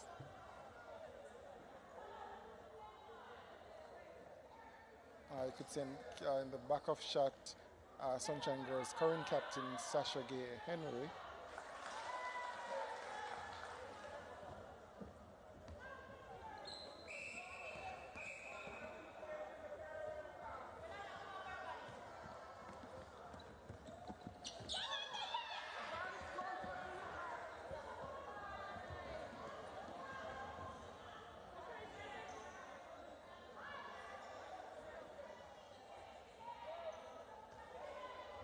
No one contesting the rebound, but Washington unable to gather possession. Quick one taken from Rashida Reed, and the Racers team races through court. Should be an easy shot for Francis. Yes, it is. And so it's 7-9.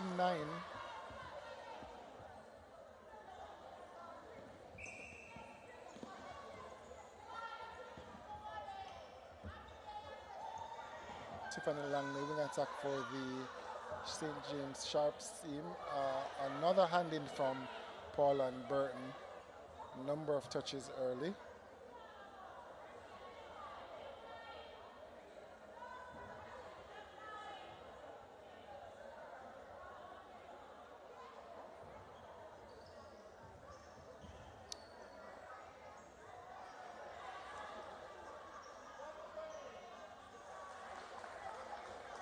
So it's now 7-10. 7-10. The St. James Sharps off to the early lead in this encounter. Of course, again, this is semi-final number 2.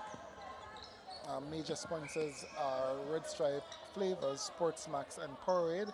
It's the Netball Jamaica, well, the Red Stripe Flavors Netball Jamaica Elite League 2024. Again, we're live on Sports Max 2. Also live on the YouTube channels for Sports Max and CeenTV.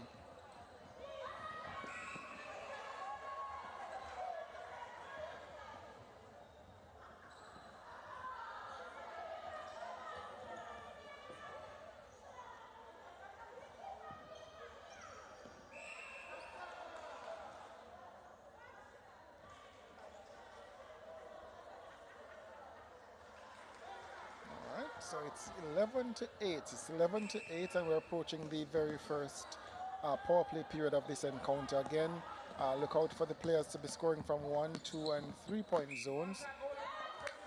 Shadeen Bartley being called for the offensive contact. So a lot of offensive contact in the first encounter against in the first encounter with the Spurs and the Hummingbirds. Both goal shooters were being penalized or got caught for a few offensive contacts. So far it's 8 attempts for the Racers team, and the Sharps are 10 from 14 so far. Good pocket ball from Bartley. Good cut as well. Let's see. Of course, Linton matching Francis for body. There goes the sound of the power play period. So again, scoring errors are now 1, 2, and 3.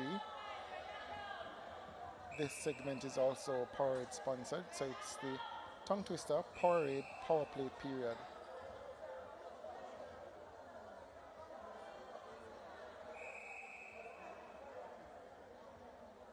So time held. Mishka Query, I'm sure, will be going for the 2-point effort once the whistle is blown. Oh, it's outside, so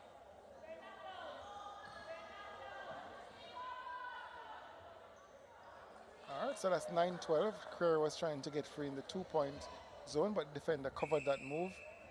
Know that she's very capable of scoring that long-range effort, Mishka Query. Missed again. Francis on the baseline, but Bartley is where she wants to be in the 2-point zone, and she scores. And so it's 11-12. 11-12. The first 2-pointer of this encounter being sunk by Shadeen Bartley, the goal attack for the Racers team. And in the blink of an eye, we're back at 1 goal. Of course, Query also wanting a piece of the 2-point action, but the defenders are doing well of covering her in that area.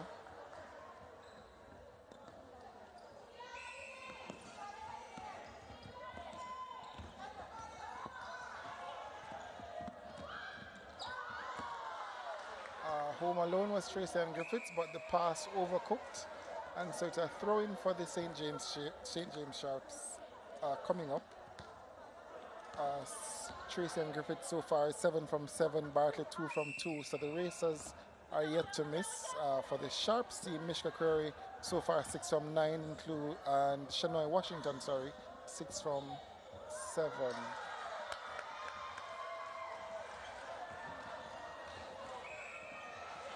Stepping call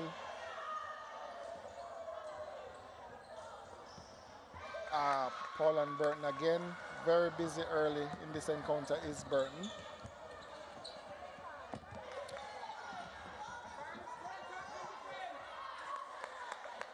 This time they find Francis on the baseline, and so it's 13-12.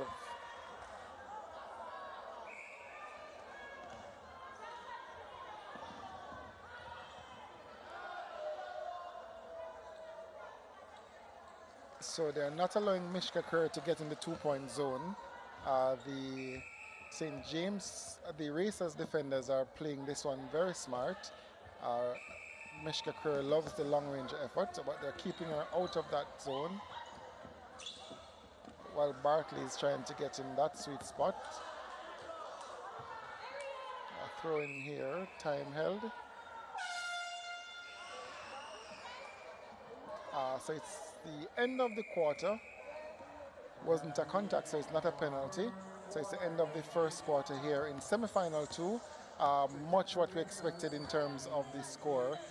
These teams were 1 point separated these teams on the table, and so seeing the score at 12-14 is no surprise.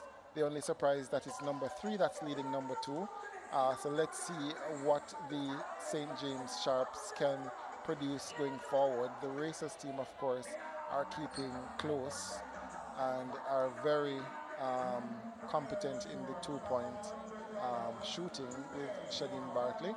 Looking back at highlights of the first quarter, of course, defensively we're seeing a lot of work being done from Paula and Burton, the goalkeeper from the Racers team. A lot of touches early.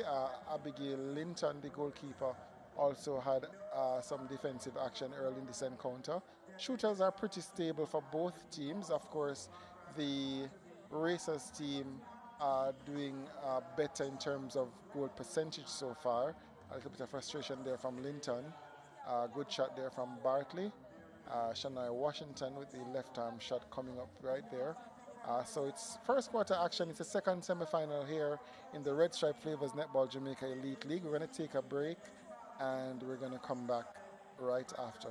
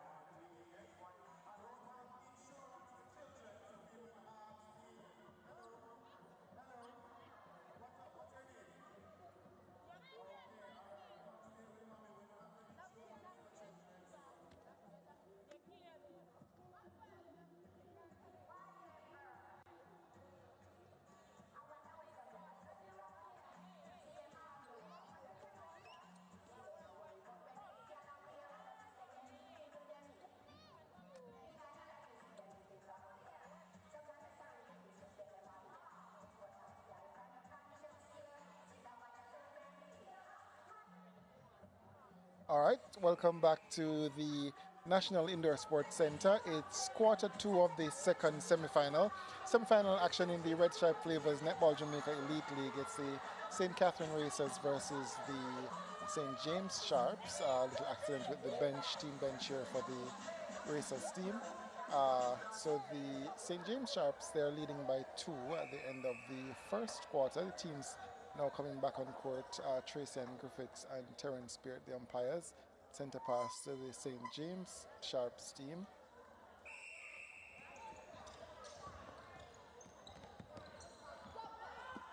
Good pass then from Query. And scores. Abigail Stellan pushing the pace as she gets back to the circle early, center circle early. Bartley with that one.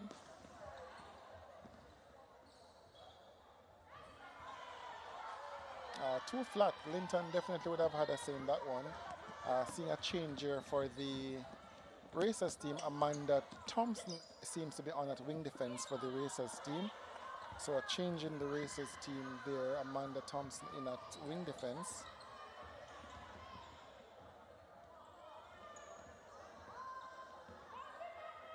For the Racers team just now, they had 3 interceptions in the first quarter. They had 5 deflections, but 10 turnovers.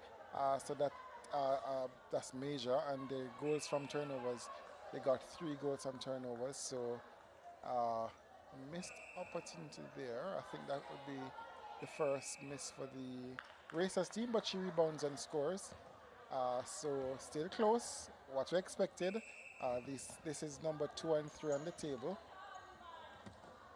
And of course, a place in the final is on the line. Contact call, offensive contact against the goal shooter. So a carry forward from the previous game where the shooters were being called for offensive contacts.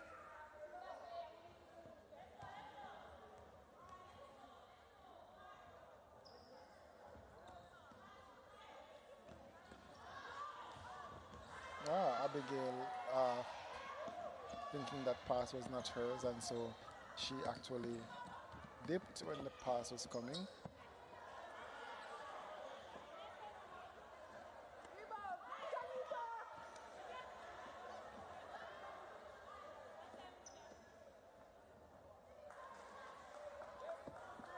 And so it's 13-16, 13 to 16. St. James Sharps up by 3 goals here. Good entry from Shadeen Bartley. And that ball cleaned the rim and then went in.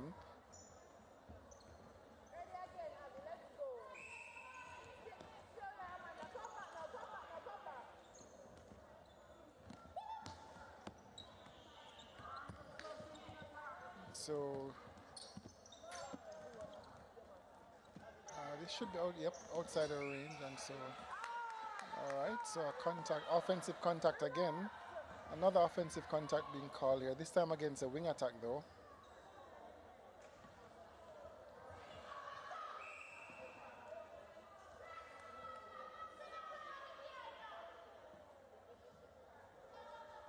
Bartley with possession, pops it over. Almost in Abigail Linton almost had a say in that pass.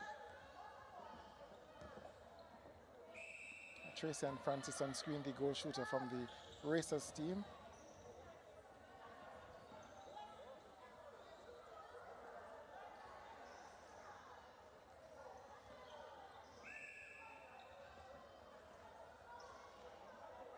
All right, so a lot of contact whistles, penalties being called here.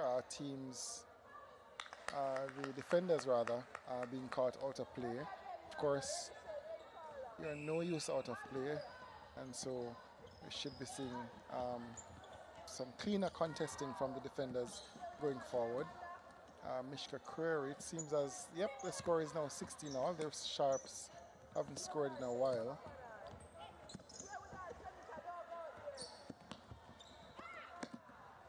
Easy find for Shania Washington. She found Query on the baseline. And so the St. James Sharp steps back in front. It's now 17 to 16.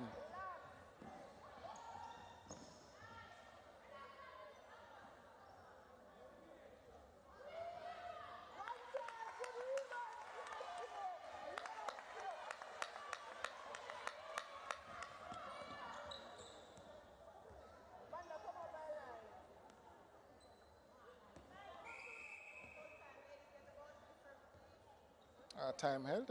Tracy and Griffiths just asking the ladies to get the ball to the circle quickly. whistle for the play to resume. Center pass taken by Tiffany Langley, the wing attack for the St. James Sharps team, but her moves are covered. Adine Thomas coming through quickly. Hell ball call.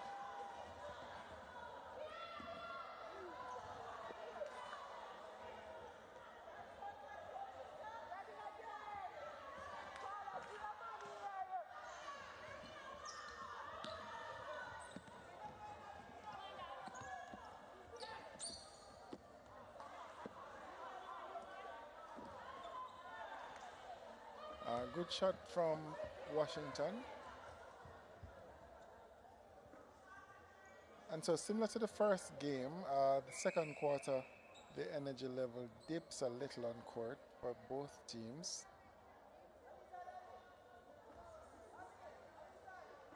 Time held for the ball to be retrieved.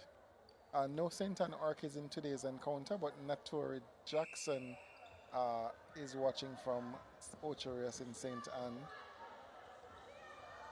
Also a member of the Jamaica Suns, or a player on the Jamaica Suns.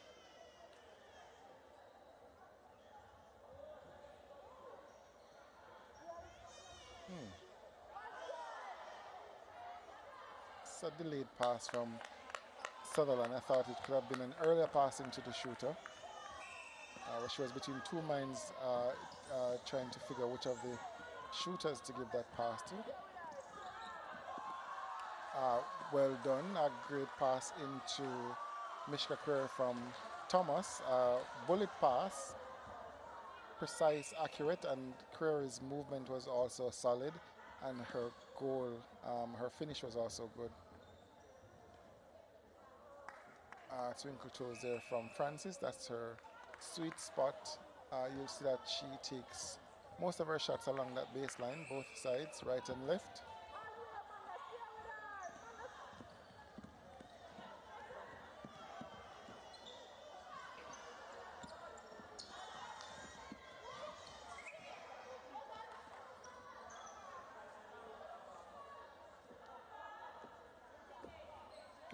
Clever from Mishka Query.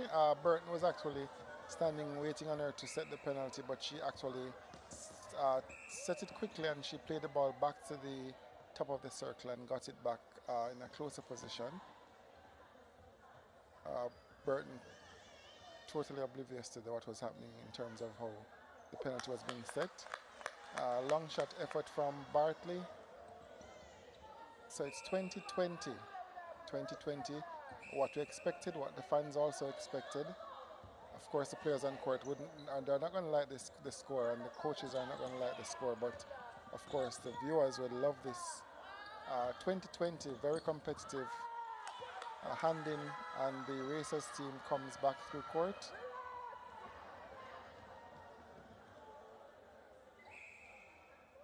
Of course, Stewart, a current squad member in the Sunshine Girls. So too Bartley. Good shot from Bartley. Center pass to the Racers. Racers take the lead for the first time this evening. That's a long lead from Sutherland. Just needed to have changed direction.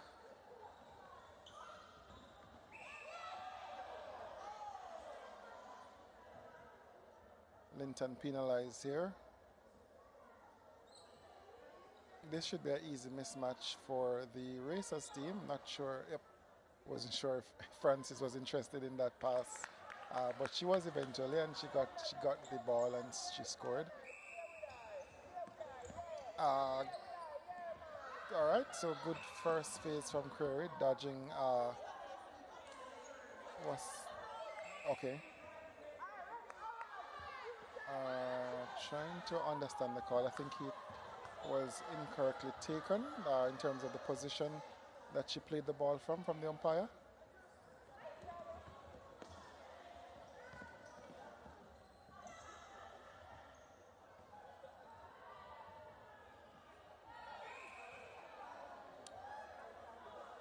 Okay, so Linton held on to Francis and the umpire caught it, and so a penalty there. 23, the Racers are now 3 goals ahead.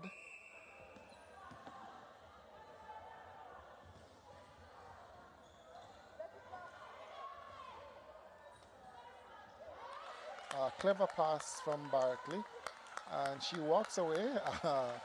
No interest in that one. She expects nothing but a goal from Francis, and so she made that pass and she walked away. So a timeout here being called by the St. James Sharps team. They would have seen the score. The Racers take a 4-goal lead over the 4 points. Forgive me for interchanging points and goals. We're used to saying goals in netball, but because the teams are allowed to score from 2 and 3 point zones, for this version of the game, it's points, and so it's a 4 points would be the lead for the Racers team.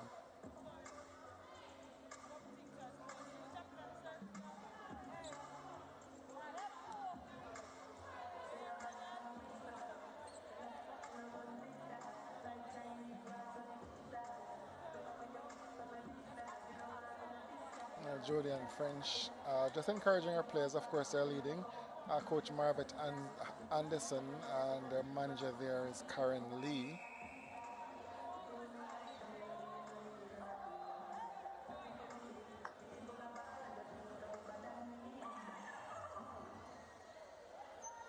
So the team is back on court. Of course, that was a tactical timeout just to make some, just to give some feedback to the players, and sometimes for them just to get a breather.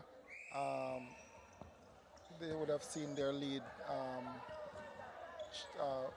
went like in the blink of an eye. They're down by 4. Need this one to stay in contact.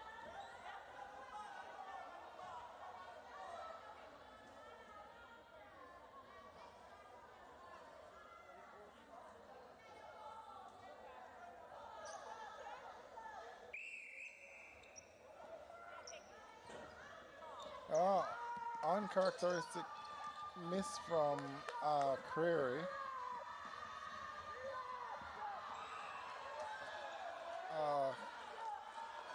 Contact call against Bartley. So Linton came out for the fly.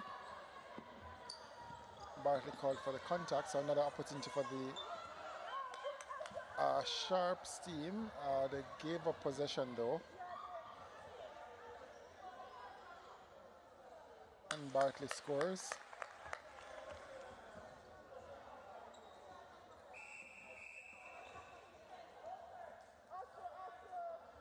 Wing defense contact. 25-20 is the score here. Approaching the second power play period. We're in second quarter action in the second semi-final of the Red Stripe Flavors Netball Jamaica Elite League. Good try from Langley, the wing attack for the St. James Sharps team, but the ball fell for the Racers team. So it's now 26-20, 26-20. Second quarter action here at the National Indoor Sports Center. It's the Red Stripe Flavors Netball Jamaica Elite League, live on SportsMax 2. We're also on the YouTube channels for SportsMax and CeenTV. Of course, our major sponsors, Red Stripe Flavors, Powerade, and SportsMax.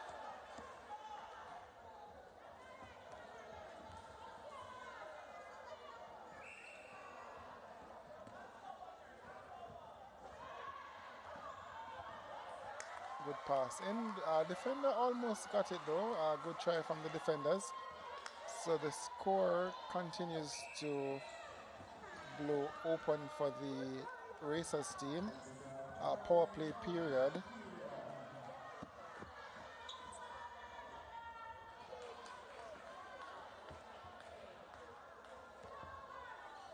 So that's Shania Watson on screen. 22-27, Shanika Jones taking that center pass for the Racers team. No forward option, so she refreshes the ball on the back.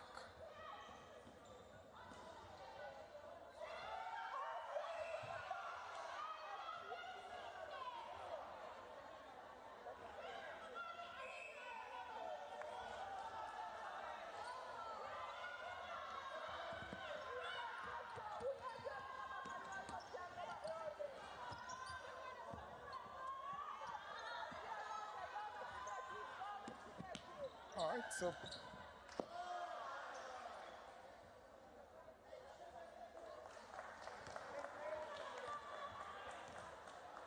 all right, so it's 23-28. That's Watson versus Burton in the shooting circle just now.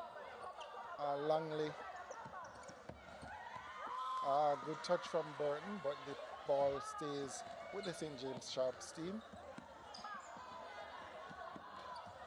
For the contacts, it's 9-2 in St. James Sharps with 9 contacts. The Racers team 2, and so the more disciplined of the two teams, they would be the Racers, and they are up by 5 goals.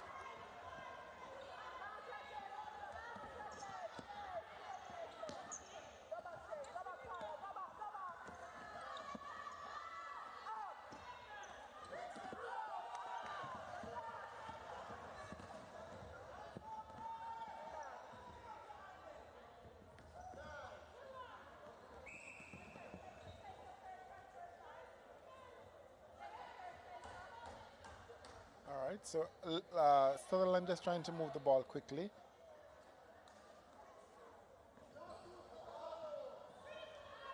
Francis on the baseline again.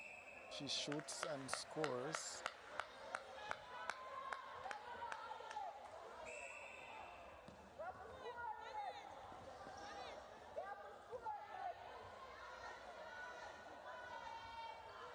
So that's Francis misses that one. That was an important goal for the Racers team in the scheme of this game.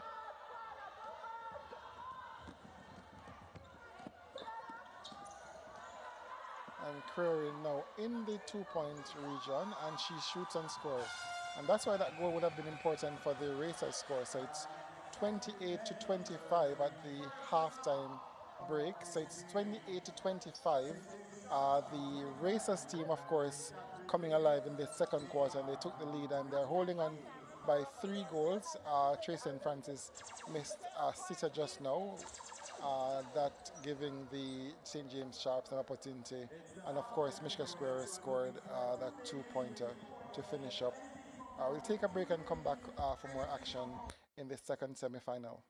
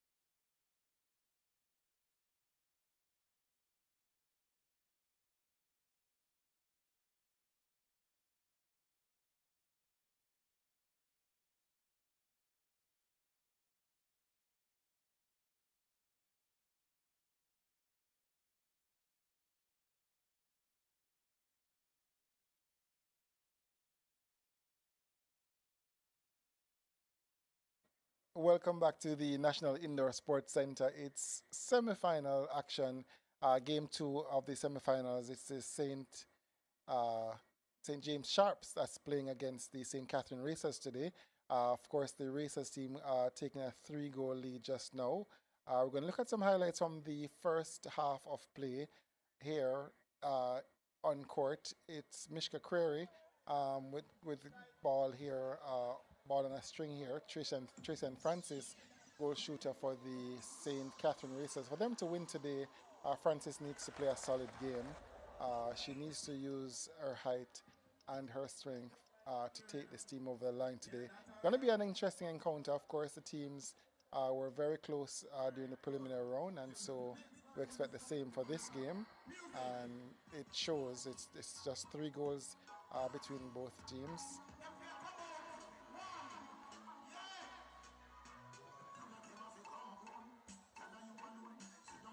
Francis, missed effort from Francis. We're going to be having some features with two of the goalkeepers in this encounter coming up shortly. We're going to throw to Gerard courtside for that feature with the goalkeepers of both teams.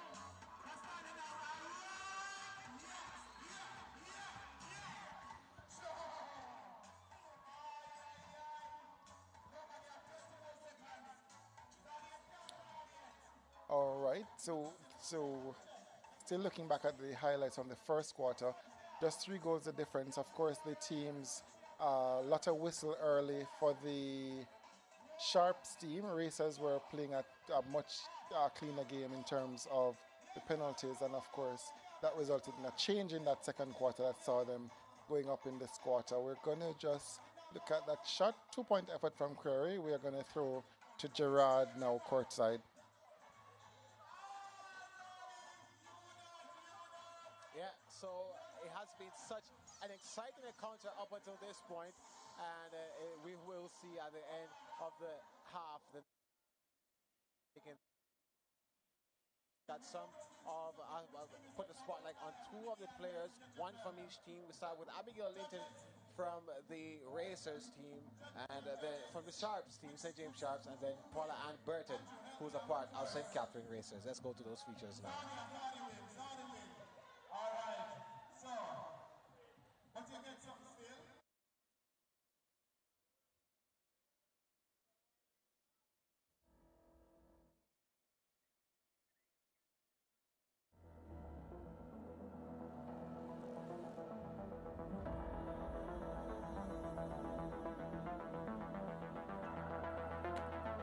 What I love about netball, I love netball because of the physicality and being able to form friendships while being competitive.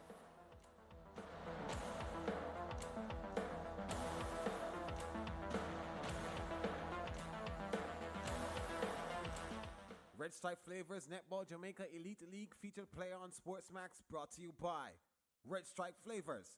Add a stripe of flavor. Red Stripe Flavors Netball Jamaica Elite League featured player on Sportsmax brought to you by Red Stripe Flavors. Add a stripe of flavor.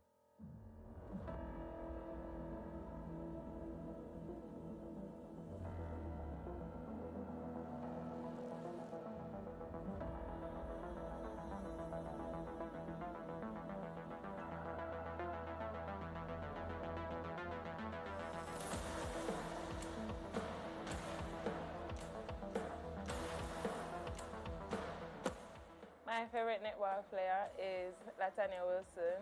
She has the attributes of a good netball player. She is confident, she is disciplined, she's determined, and she is very consistent.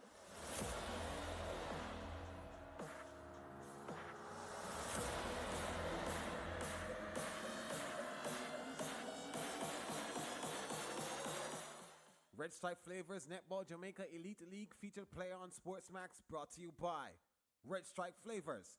Add a stripe of flavor.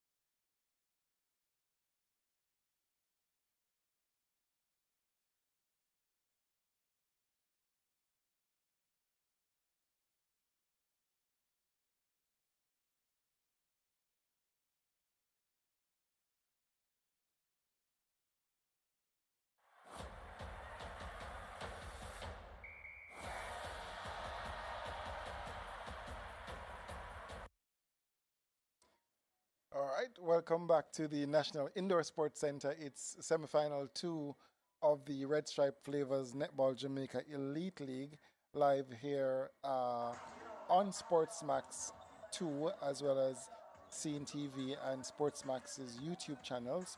The score at halftime, it's St. Catherine Racers 28 and the St. James Sharps team, they are on 25. We're getting ready for third quarter action. Of course, the Spurs won the first game, so they are the defending champions, and they've secured their spot in the final in the grand final on Sunday. The winner of this encounter, semi-final 2, will play against the defending champions on Sunday in the final. That also will be live here on Sportsmax.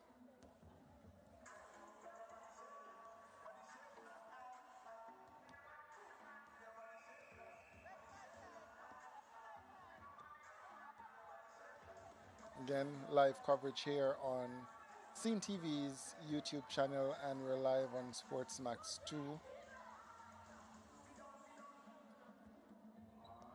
Alright, so the players now coming back on court. Tracy Ann Griffiths is the away umpire. She's going across the court, going away from screen. Terrence Spirit, the umpire closest to us here.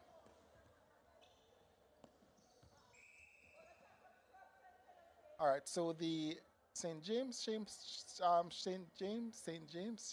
Sharps team, they started well, just went off the boil in the second quarter, still in close proximity though, and so still a lot to play for. 2 quarters are left. Of course, a change sees Mishka Creary. This is a change they've been making all season. She goes back into her preferred position of goal shooter. A contact call against offensive contact again against the goal attack here, and this time for the Racers team. Yeah, I was saying that Creary is now in her preferred position of goal shooter. She plays both goal attack and goal shooter, but I think her preferred position is goal shooter. She's much more at home at goal shooter than goal attack. Center pass to follow for the St. James Sharps team, and they could tie the score with this center pass. For the first half, Tracy Ann Francis, Griffith is the umpire. Tracy Ann Francis, the goal shooter from the Racers, she had 20 from 22 attempts, and Shadeen Bartley, she had 8 from 9 attempts. They are yet to score in this third period. Shania Washington shot 13 from 15 in the first half. Mishka Creary had 12 from 17, so a high volume for Creary. That pass was low, and so Linton Ada saying that, of course.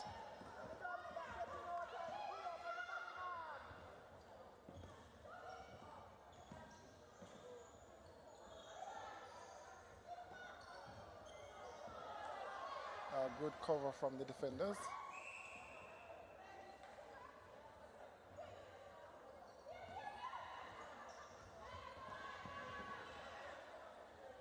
Burton just touching that one out of play. Stepping call, so Racers ball coming here. Umpire Terrence Spirit blowing for a stepping call.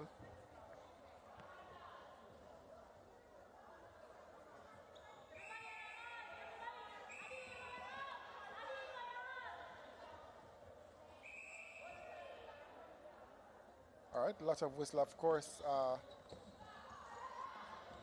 Players out of play too often. Good one there from Thomas. She's been quiet. That should bring some life to her team. Of course, she's the engine room for this St. James Sharps team.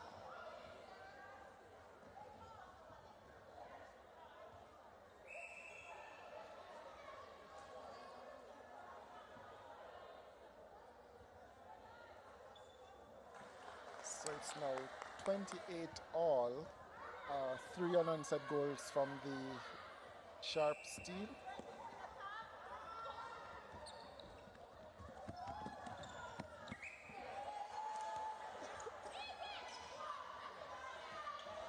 Just casual from the Racers team.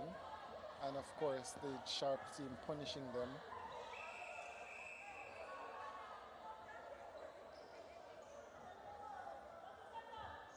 So a warning here against the wing defense, Amanda Thompson. I think that was a deliberate obstruction, and so the umpire gave a warning.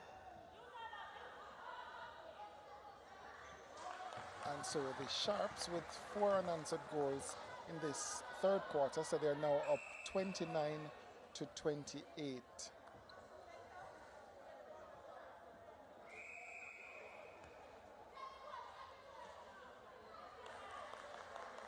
All right, so a timeout called by the Racers team. Of course, it's 4-0 in this quarter to the Sharps team, and so the timeout being called by the Racers team.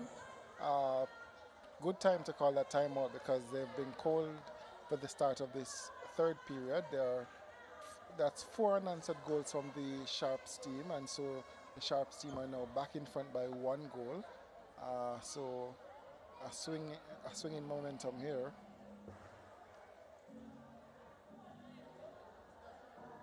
This is a critical encounter, of course. There is no tomorrow for the winner in terms of chasing the final. So it's win or play for third place tonight.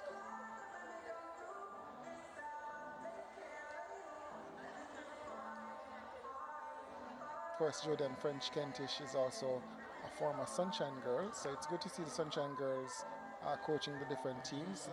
Marvet Anderson on screen is a former Sunshine Girls coach.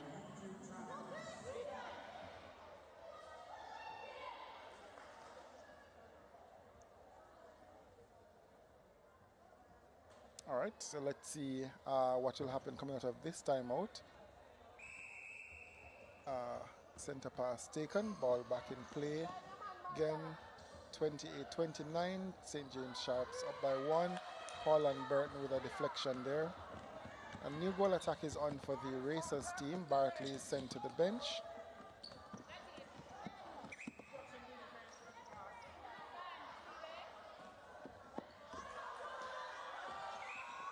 Should be a throw-in. And the throw-in comes here.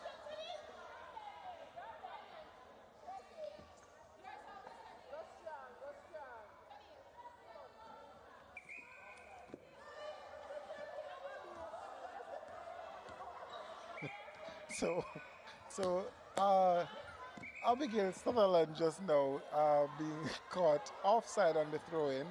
She was in the she took the throw-in. The lines that are differentiating between the 1 and the 2-pointer caught her just now. So it's an offside call, and that throw-in against Sutherland. Complete miss there from goal attack. Alia Hibbert. Alia Hibbert is now the goal attack on for the Racers team.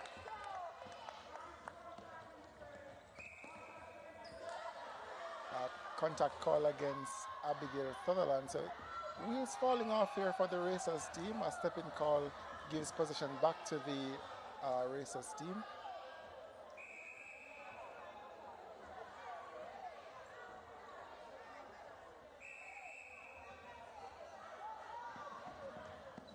Long pass over.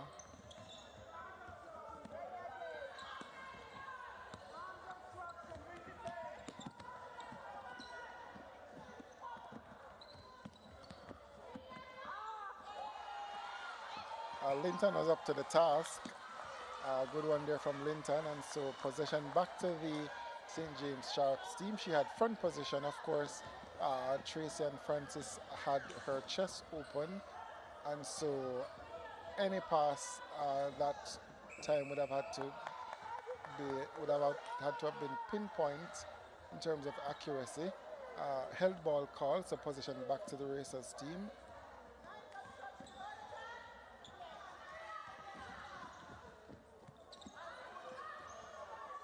So there you can see now the hesitancy in terms of the feeders passing that ball to Francis.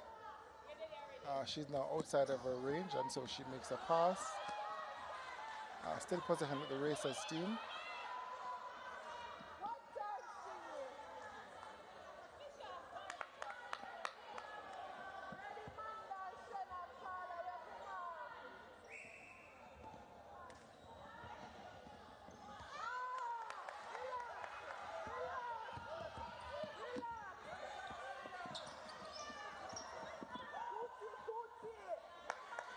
right, so Francis back in possession and she scores.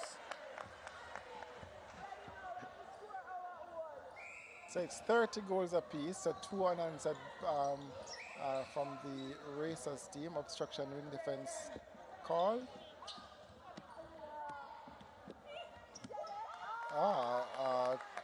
On the baseline, twinkle toes from Francis caught Abigail Linton off guard and she scores. So it's 31-30. They regain the lead, the Racers team. Shanika Johnson with a hand in just now, but not getting possession after, but it's a good deflection though.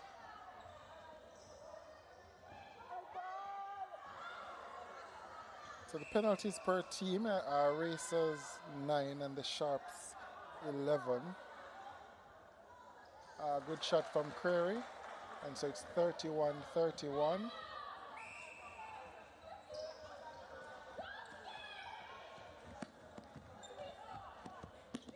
Good change from Sutherland.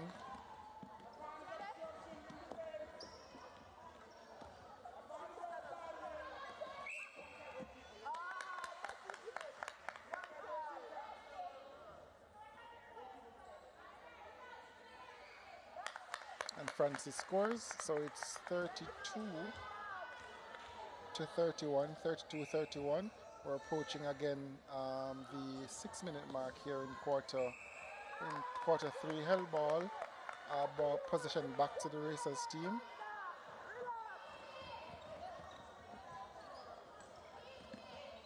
So a lot of ebbs and flows in this one.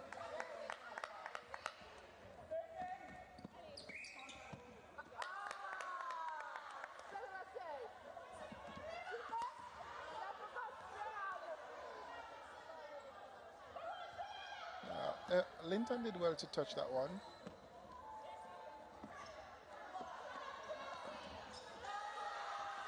Good one here from Adine Thomas.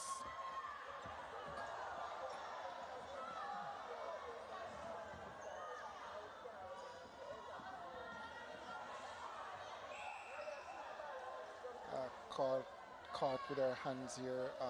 Burton. Should be an easy shot for Crary and she scores. Timeout being called by Mishka Crary as well. So it's 32 all, just what the fans would have wanted and just what the table positioning told us in terms of 2 versus 3.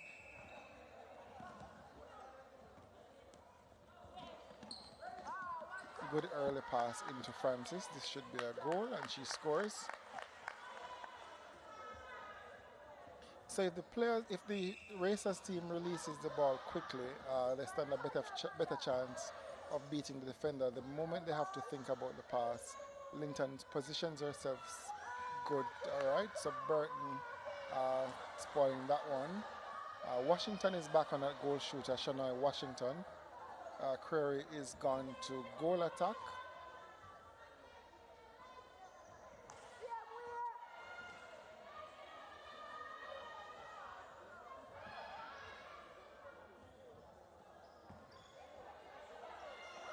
Washington not progressing at all. Offside call against the center for the, or it's a contact call. And the Racers races through the court.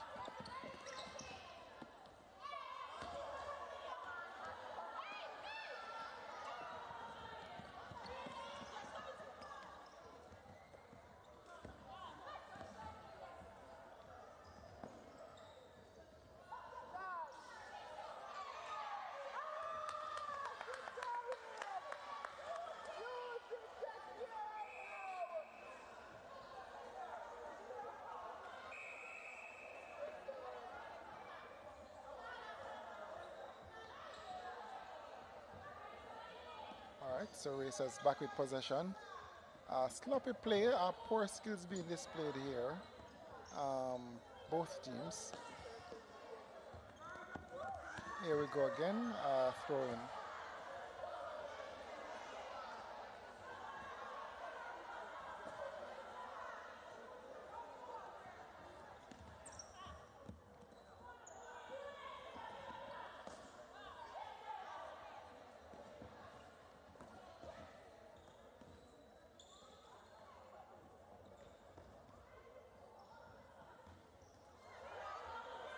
Position back to the Racers team.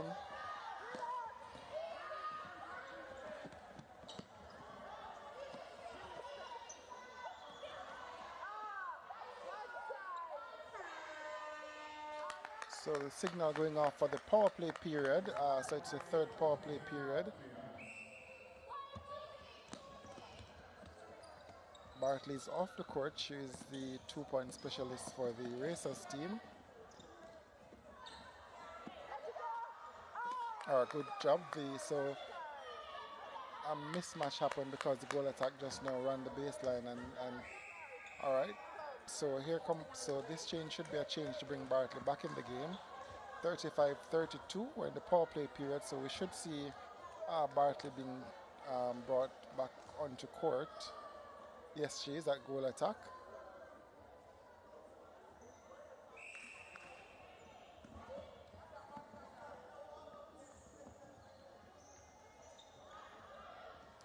Crystal Crawford is on at wing attack for the Sharps team as well.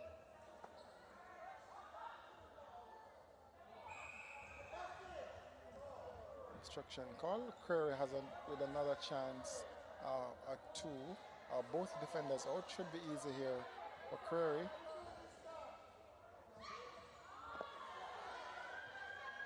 Alright, so it's now a 1-point effort and she scores. So it's 33-35, center pass to the Racers team.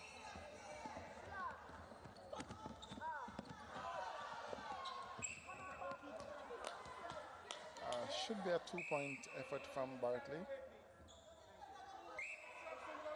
So both out. Let's see what Bartley is able to do with this one. And she misses everything.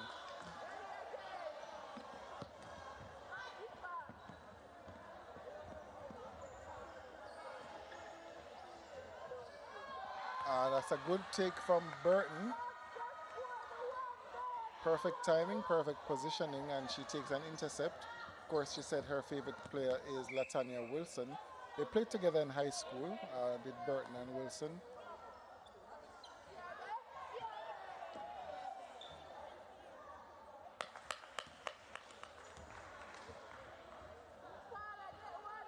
So it's 36-33.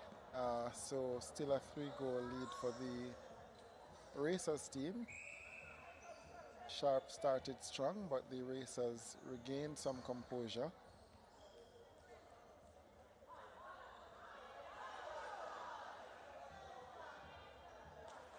Easy shot from Washington, so it's now 34-36.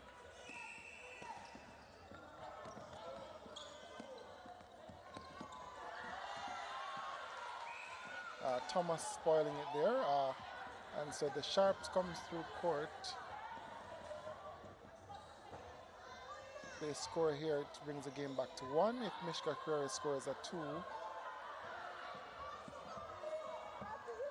so I think that should be the last attempt at goal for this quarter.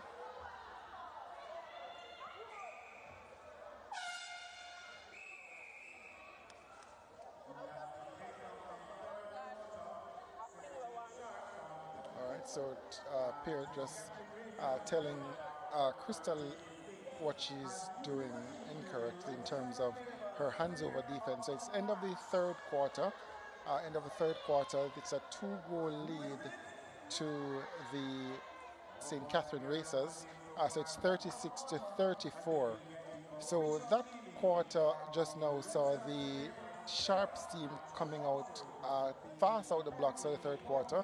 They scored 4 unanswered goals to start that period, and they went up by 1 with that. As the quarter progressed, though, the Racers team kind of found their footing, and they pushed it back out to 3 before that last turnover, which saw the Sharps bringing it back to 2 goals. So the Sharps would just need to come back out the same they did in the third quarter, but they'd have to work on being consistent in terms of maintaining that sort of tenacity throughout the entire quarter. Still 15 minutes to play, still anybody's game.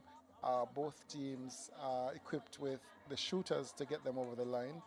So it's just about who is most composed in that final quarter. So it's all to play for once the final quarter resumes.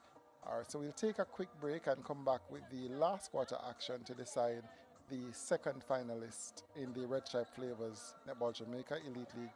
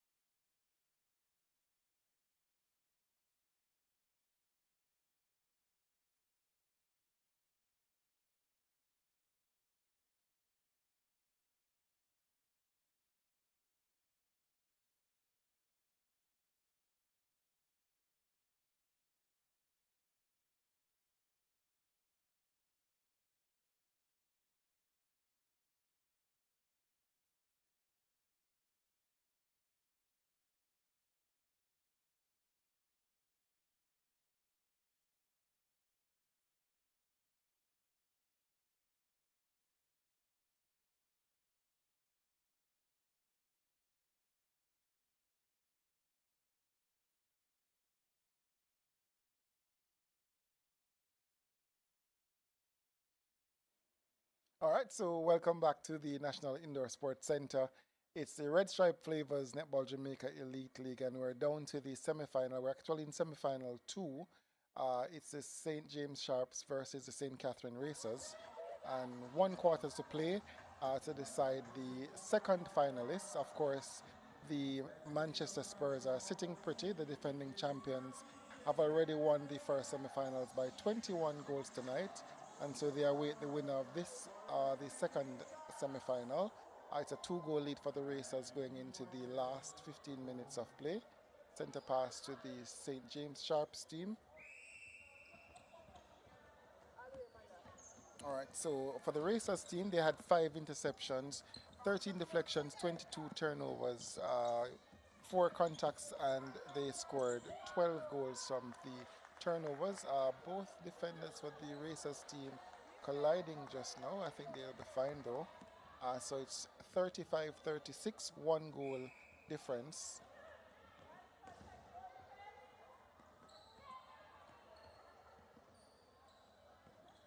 Shooting stats for the Racers team. Tracy and Francis, she had 28 from 30 attempts up to the end of the third. Shadeen Bartley had 8 from 10. Aliyah Hibbert is yet to try. She's back on that goal attack, his Hibbert.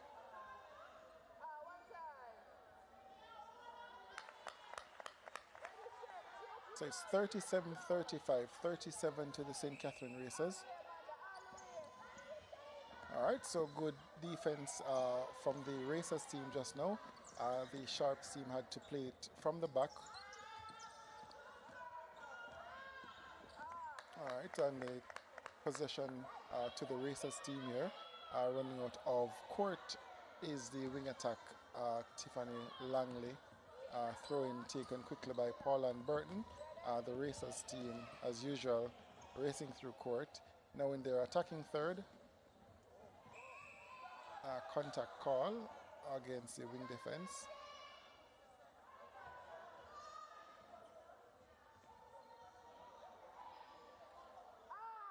All right, so they got the mismatch there.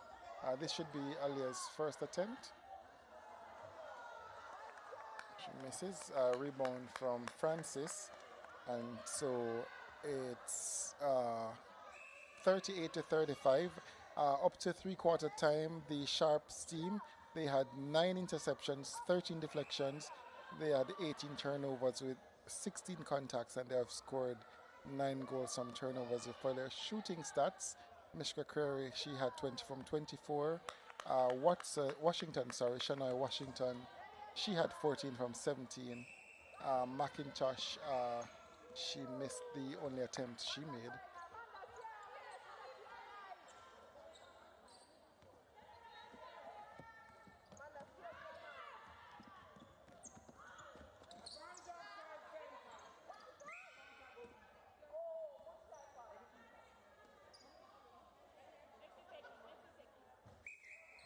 Obstruction call, and that's a shot.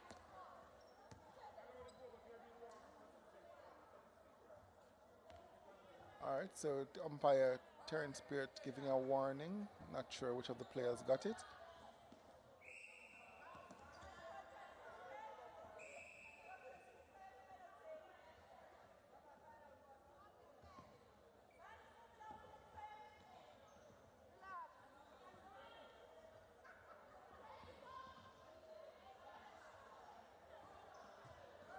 All right, so good friend Linton just now being caught.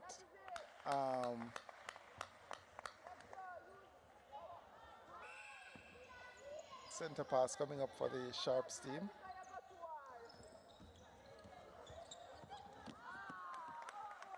Caution was given to the goalkeeper for the Racers team, Paul and Burton, just now.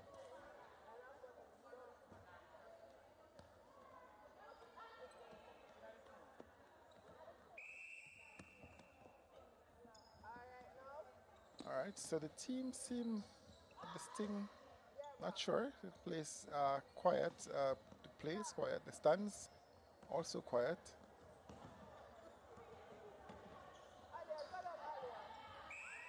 Obstruction here against Crary.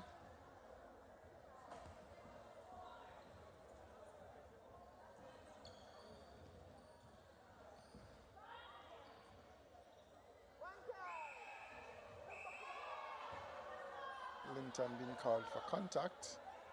Just sending Francis in the pole. Francis scores. So it's now 41 to 36. Center pass to follow.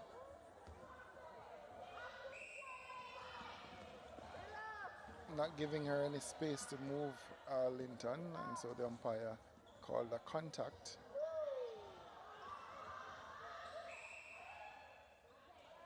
So a lot of whistles, defensive whistles.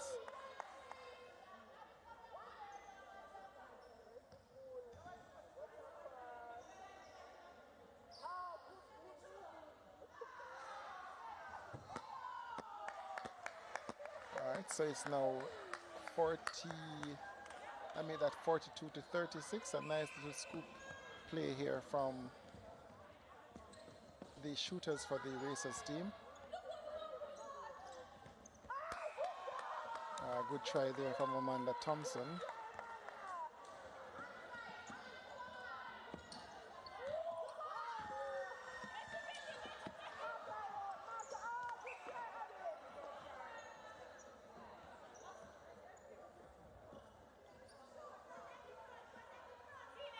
Kerr with a nice shot here to finish.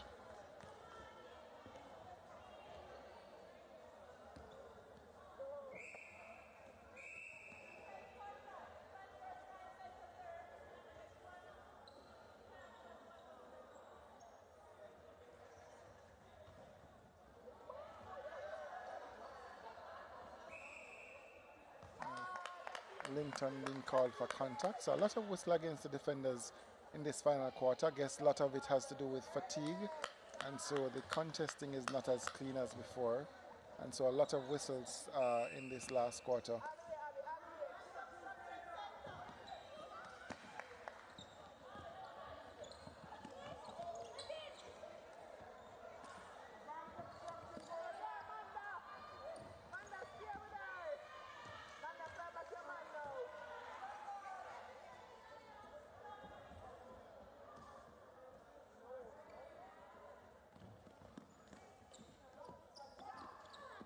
Good pass over to Crary on the baseline, and she misses. Unusual for Crary from that range.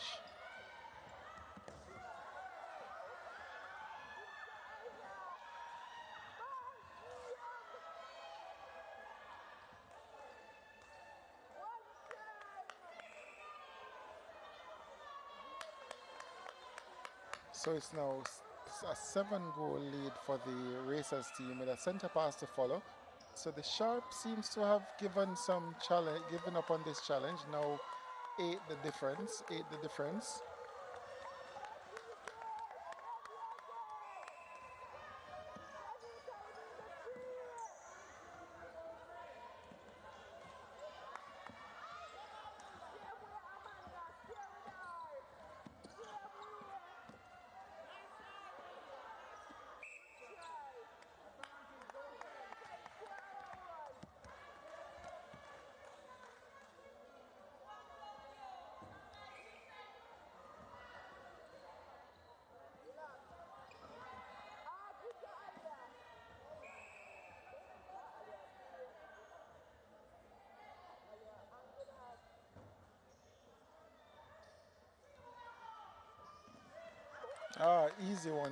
Easy one in from Stewart to Francis.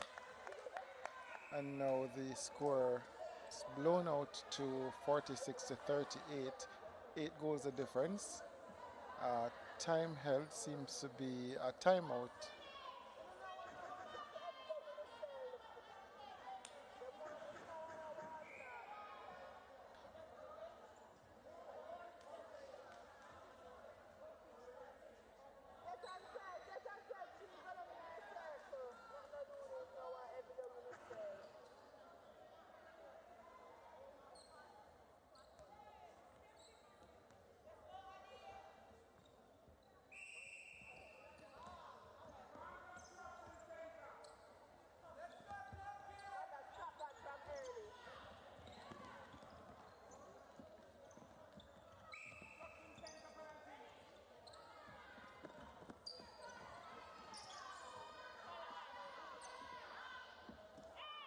Pass over from Creary.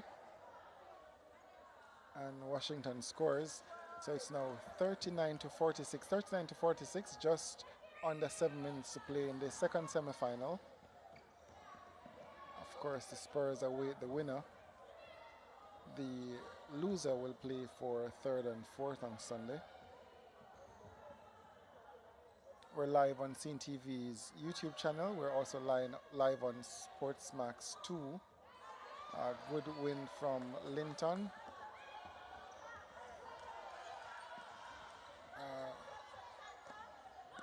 We're live also on both apps.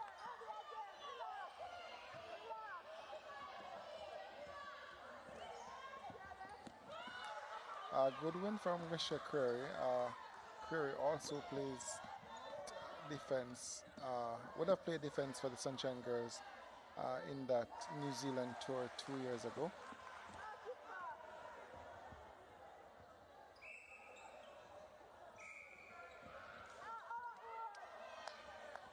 All right, so it's 46-40 to the St. Catherine Racers, approaching the 5-minute mark in this fourth quarter.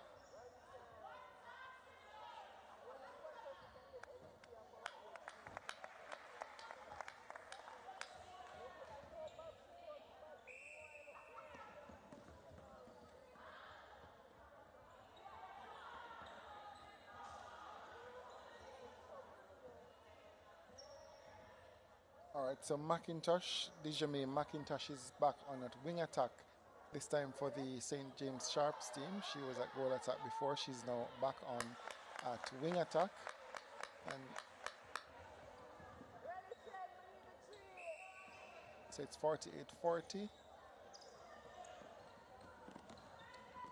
Burton with a touch, a hand in there from Paula and Burton.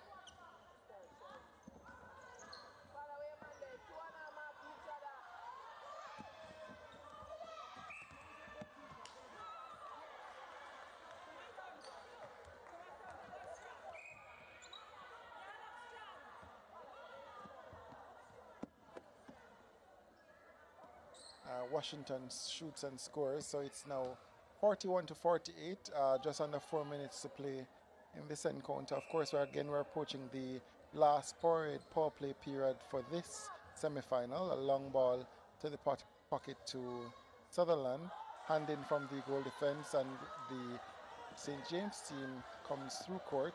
Adine Thomas, of course, the center and captain.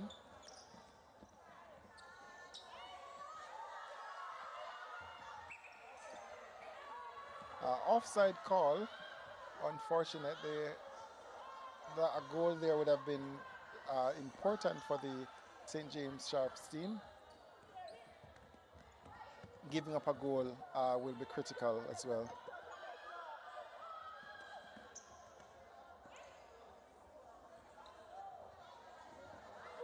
Good take from the goal attack.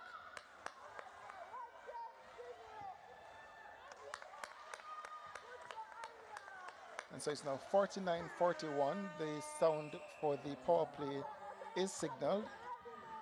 Mishka Query should come alive now in this quarter. Of course, Washington, absolutely no interest in that one. She should be looking for the 2 Washington. I'm not sure what she's thinking about on that one. Should have been looking to play it back to Query for the 2-point attempt. 1 will not work from here on. It's 8 goals that they're chasing.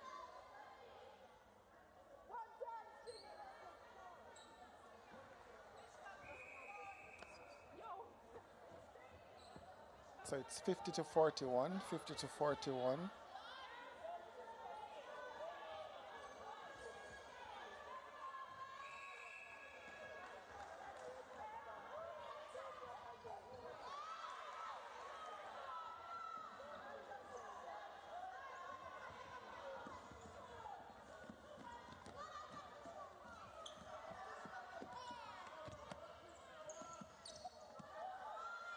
Two-point effort coming up from Query.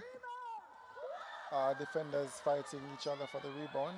Quick one taken here. Query being contacted in the 2-point area, and so she should go for another 2-point attempt, and she scores. So that's 43 to 50. Center pass to follow.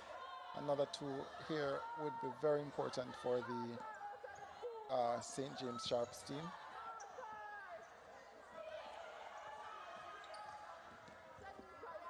Shadeen Bartley back on court for the Racers team.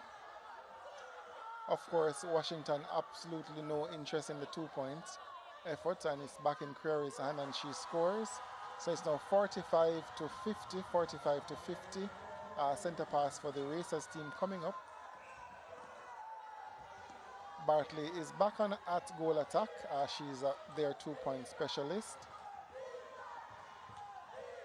And the stands are shouting for defense. One would work for the Racers here. Take some time off the clock, and it keeps them the scoreboard ticking over. And so still in the driver's seat are the Racers team. No forward option. Reset. Ball now in the shooting circle. She's now looking for Query. Query is going to try from 3. Should be able to settle because Burton is now out of play. 30 seconds, that would have been a good shot for the St. James Sharps team. And so the Racers team looking to recycle the ball just to kill some time off the clock and to hold on to this victory. And a shot there.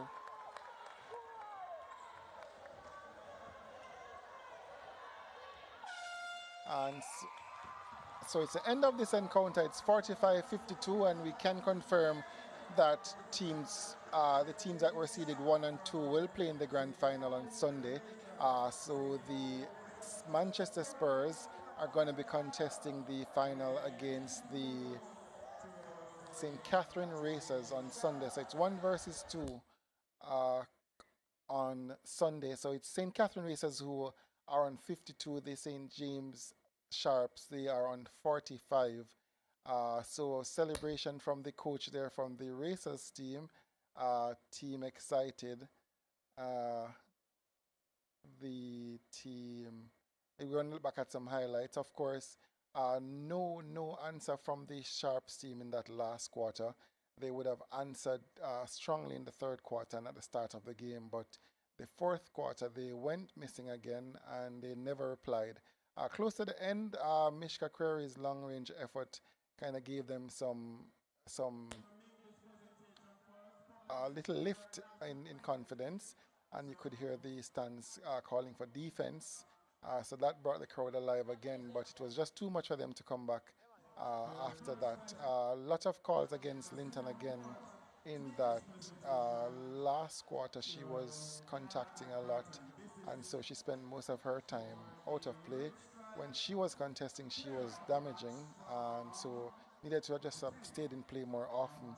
Was Linton. Could have been fatigue down the stretch. Shanoy Watson here, the goal shooter, the left-hand goal shooter here for the St. James Sharps team. Tracy and Francis quietly goes about her business. Wish there was some. She was a little bit more aggressive, but she got the job done for her racers team and will go to the final feeling confident. She'll be coming up against Shanika Johnson on Sunday, and so she would need to add something a little extra to her game.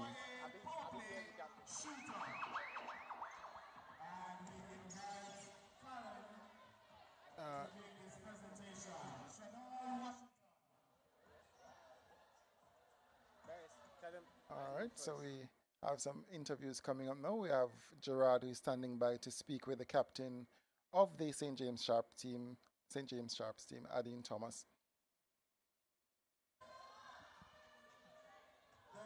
Yeah, what a match that was. Thank you, Sean. And now time to talk to the captains. Let me talk with first St. James Sharps captain, Adine Thomas. Adine, it was a really big effort from your team.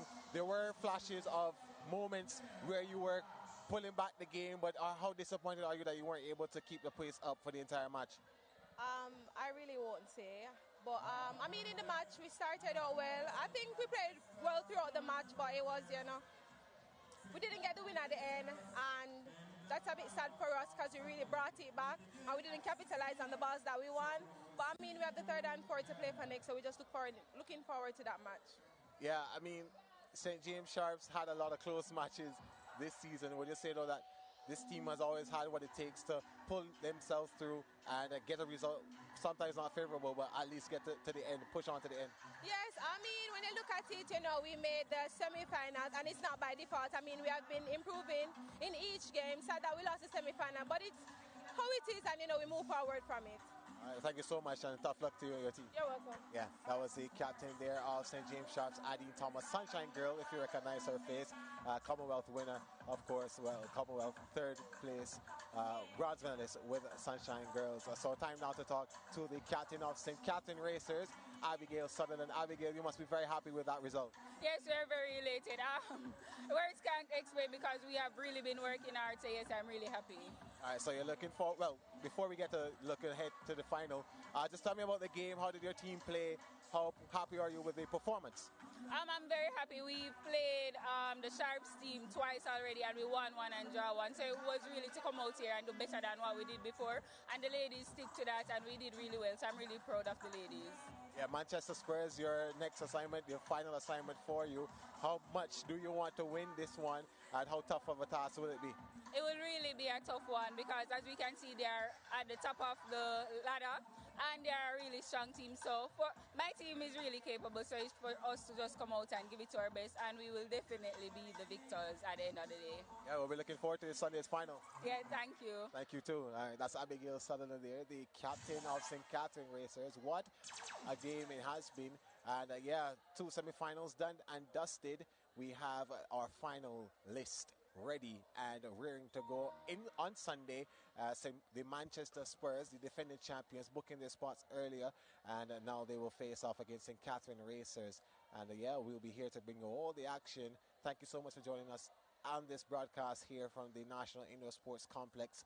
Be sure to join us for Sunday's final. We'll bring you all the action. Manchester Spurs, they'll play against St. Catherine Racers. We'll be live and direct to bring you all of that action. Thank you so much. On behalf of our production team, we'll see you next time.